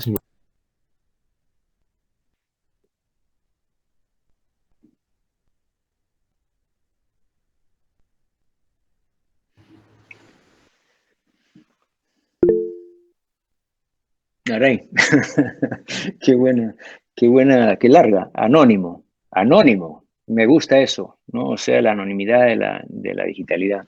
Jean-Luc Picard, capitán del Enterprise, decía, el amor empieza como una ilusión para luego convertirse en algo más real. Enamorarse de una creación digital es definitivamente una posibilidad. Sin embargo, podemos encontrar una situación inversa en el sexting, ya que esta interacción a distancia primero se da la reacción orgánica real y luego después a nivel presencial podría aparecer la ilusión del amor. Es alguien de los 80s. O sea, ¿el anónimo es alguien de los 80s? Ya, interesante. El sexting, sin embargo, encontrar una situación inversa en el sexting. ¿Inversa en qué sentido?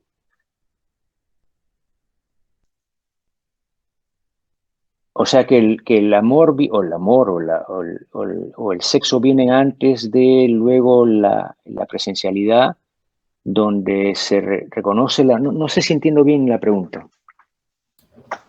Yo la entendí como que la referencia se habla de que primero se da el amor y después la parte orgánica, y en cambio en lo digital primero se da lo orgánico y después el amor.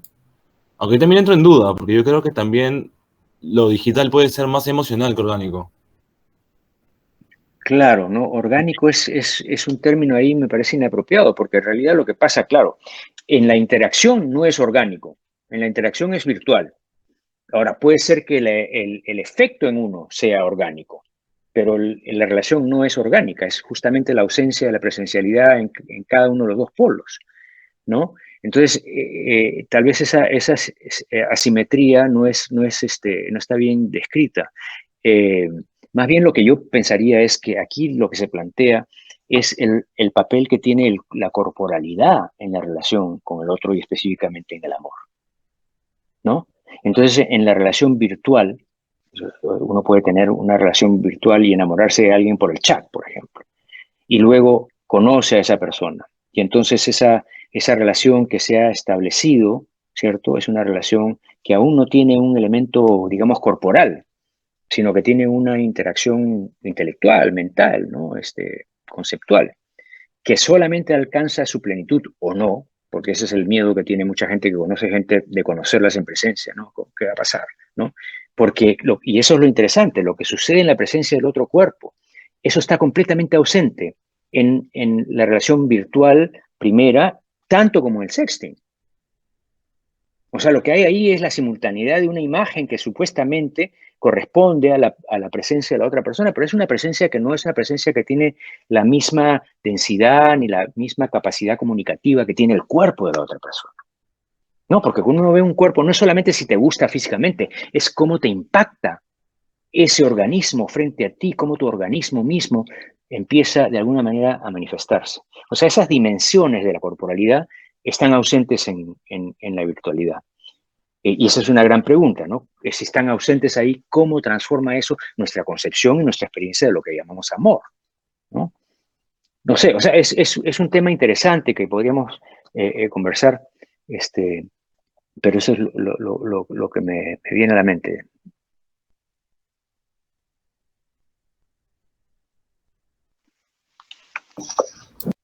Yo tengo una última pregunta, creo, bueno, no sé si es la última, pero una pregunta más. Bueno, creo que es algo de lo que ya se dio cuenta en realidad en la presentación, pero no terminé de entenderlo, supongo que porque soy un poco nuevo en estas redes conceptuales.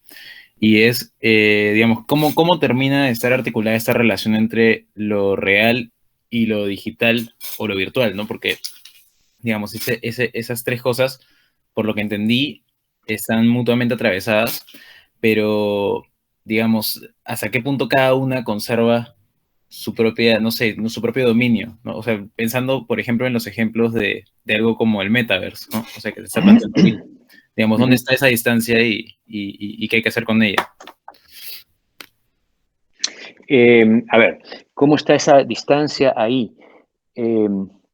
Yo diría que lo que está pasando, o sea, hay mucha gente que no está conectada con Internet, que no tiene las experiencias de las que estamos hablando. En ese caso, el mundo es para ellos de una cierta manera.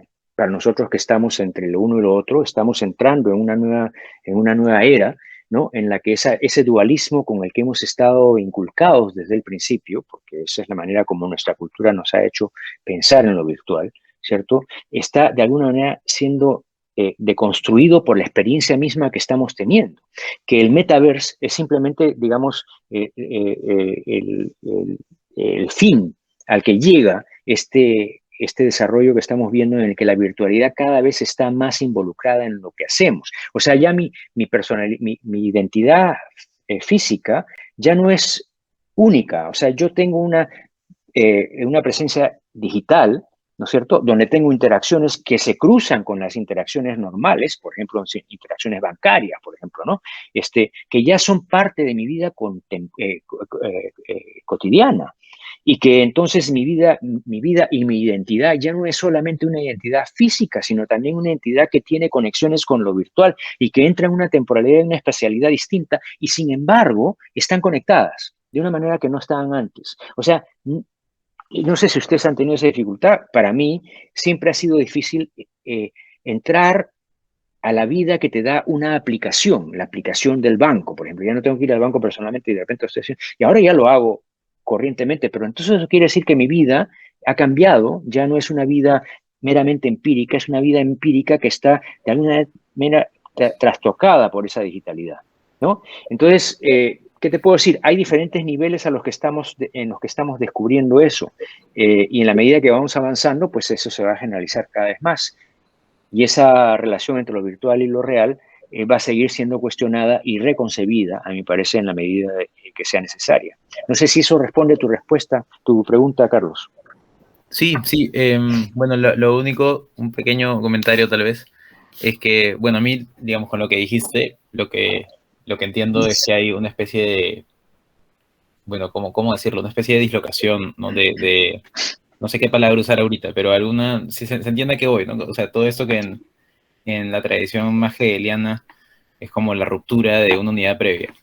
Y quería más bien, digamos, preguntar, digamos, este tipo de reflexiones de filosofía de la tecnología, ¿no? Que intentan asumir, digamos, esa herencia nietzscheana de una conciencia con el devenir, ¿no? Y de una sabiduría que se pare justamente en ese dinamismo de la vida.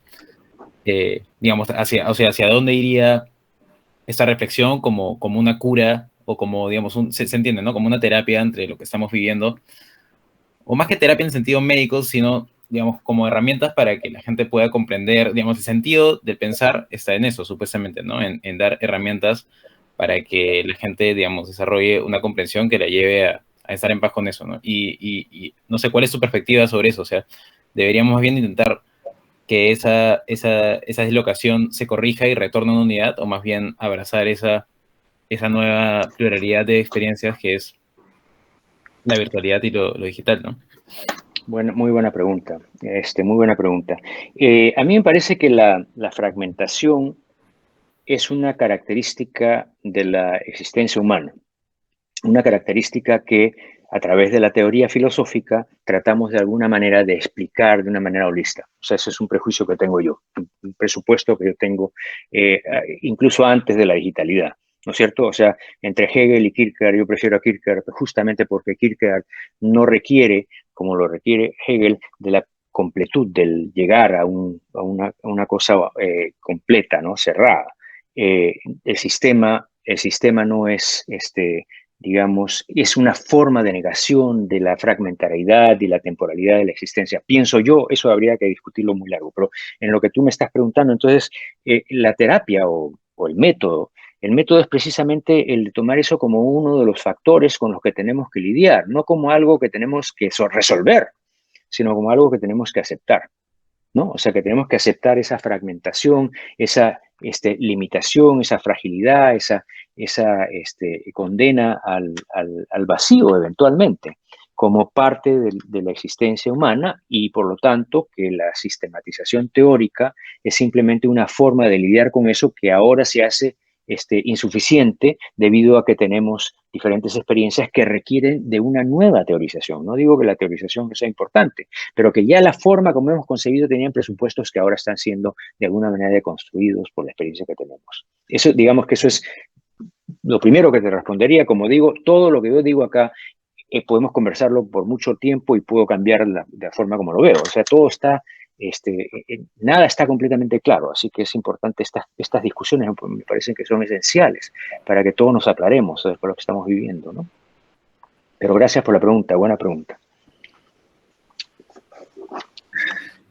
Sí, quería hacer un comentario. Hola, Víctor, ¿cómo estás? Natalia, Marco, ¿cómo estás? Bien, bien, gracias.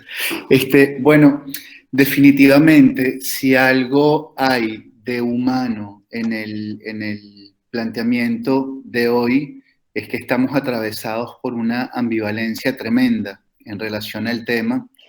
Y bueno, en algún momento captamos el potencial creador y en otros momentos captamos precisamente este aplanamiento que ha venido surgiendo como significante, ¿no?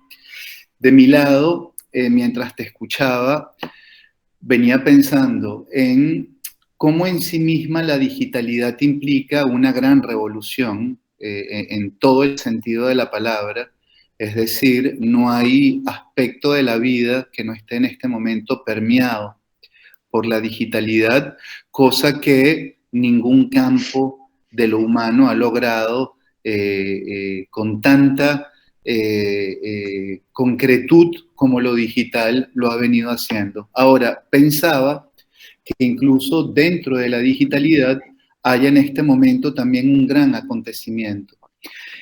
Cuando tú hablabas, por ejemplo, de la app del banco, pienso que ahí podemos ejemplificar esta primera gran etapa en donde da la impresión de que es algo más unidireccional en función de la iniciativa que queda del lado del humano, en donde hay un comando, en donde hay algo que uno quiere con este gadget tecnológico y de algún modo el gadget responde. Incluso cuando se trata de una interacción digital con otra persona del otro lado, digamos que hay algo que sigue dándose dentro de los límites de lo que es familiar para el sujeto.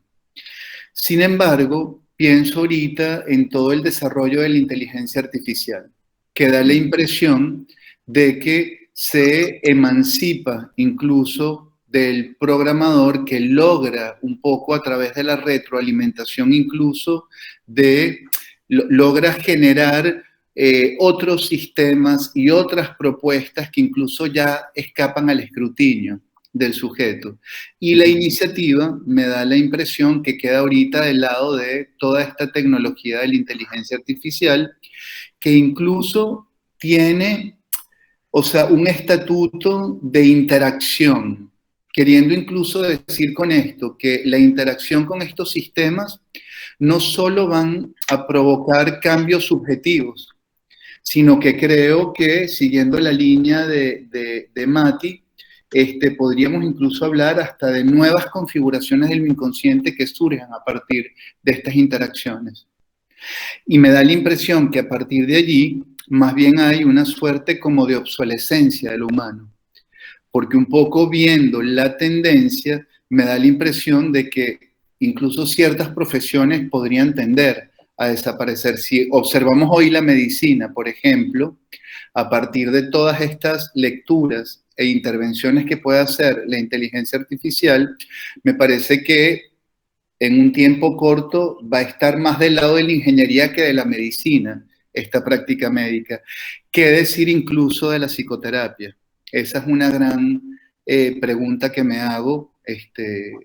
Tal vez la psicoterapia pase a ser una lengua muerta en unos pocos años. Entonces, bueno, ¿cómo pensar también allí esa potencialidad? ¿Cómo pensar el vínculo del sujeto con la imagen digital cuando ya esta imagen se crea, digamos, bajo un régimen totalmente distinto al que conocíamos hasta ahora? Me parece interesante jugar a la futurología con esto, pero a partir del presente, obviamente. Sí, bueno, me haces pensar mucho en lo que he escuchado otra vez ayer de Harari, en que habla del poder de los algoritmos, ¿no? De cómo digamos que él distingue entre el pensamiento humano, que tiene, digamos, un aspecto estético y ético, que tiene que ver con la evaluación de valores, y la inteligencia artificial, que resuelve problemas, pero que no tienen absoluto conexión con los sentimientos, con todo lo que constituye la subjetividad humana y de la cual surgen los valores y la ética y estas preguntas que lo llevan no a la ingeniería ni a la psicología, sino a la metafísica, ¿no es cierto?, a la filosofía. Entonces, yo pienso, no entiendo bien cómo consideras tú que eso puede llegar a una transformación del inconsciente. Creo que eso es lo que dijiste, ¿no es cierto? Sí.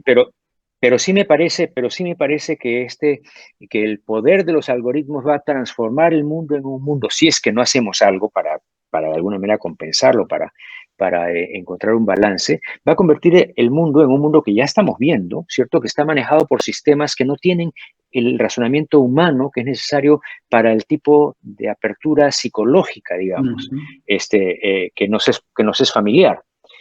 Ahora, tú dices, de repente la psicoterapia, el psicoanálisis va a convertirse en una lengua muerta.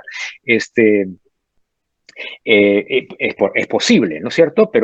O más bien yo lo diría como que va a tener que transformarse en otro tipo de lengua, ¿no es cierto? O sea que el propósito puede ser el mismo, pero los métodos diferentes. No creo que el propósito caiga en la obsolescencia, porque el propósito es el conocimiento de uno mismo, pero también está digamos, no sé si es que el conocimiento de uno mismo, eso también es, digamos, discutible, pero ¿qué cosa pasará con los seres humanos cuando los seres humanos estén hackeados, como dice también Harari, ¿cierto? Donde su vida cotidiana esté determinada cada vez más por los algoritmos, que no solamente te van a decir qué comprar, sino qué estudiar o qué trabajo tomar, qué cosa es lo que sucede entonces con ese ser que está surgiendo. Eso sí es que es un ser como un zombie que no tiene ya salvación de la inconsciencia, o si es que de repente, no sé, o sea, ahí estamos ya en un territorio completamente desconocido, y hacer profecía sobre eso a mí es inútil, pero sí ver que las transformaciones que están ocurriendo van a requerir de una reconcepción de todas estas cosas que no son familiares. Sí, yo lo pensaba un poco en relación al tema de lo inconsciente, porque si algo caracteriza el vínculo del sujeto con la tecnología digital es precisamente esa fluidez que por lo general conjura cualquier contrariedad, cualquier mediación, cualquier límite, que son precisamente los insumos del deseo.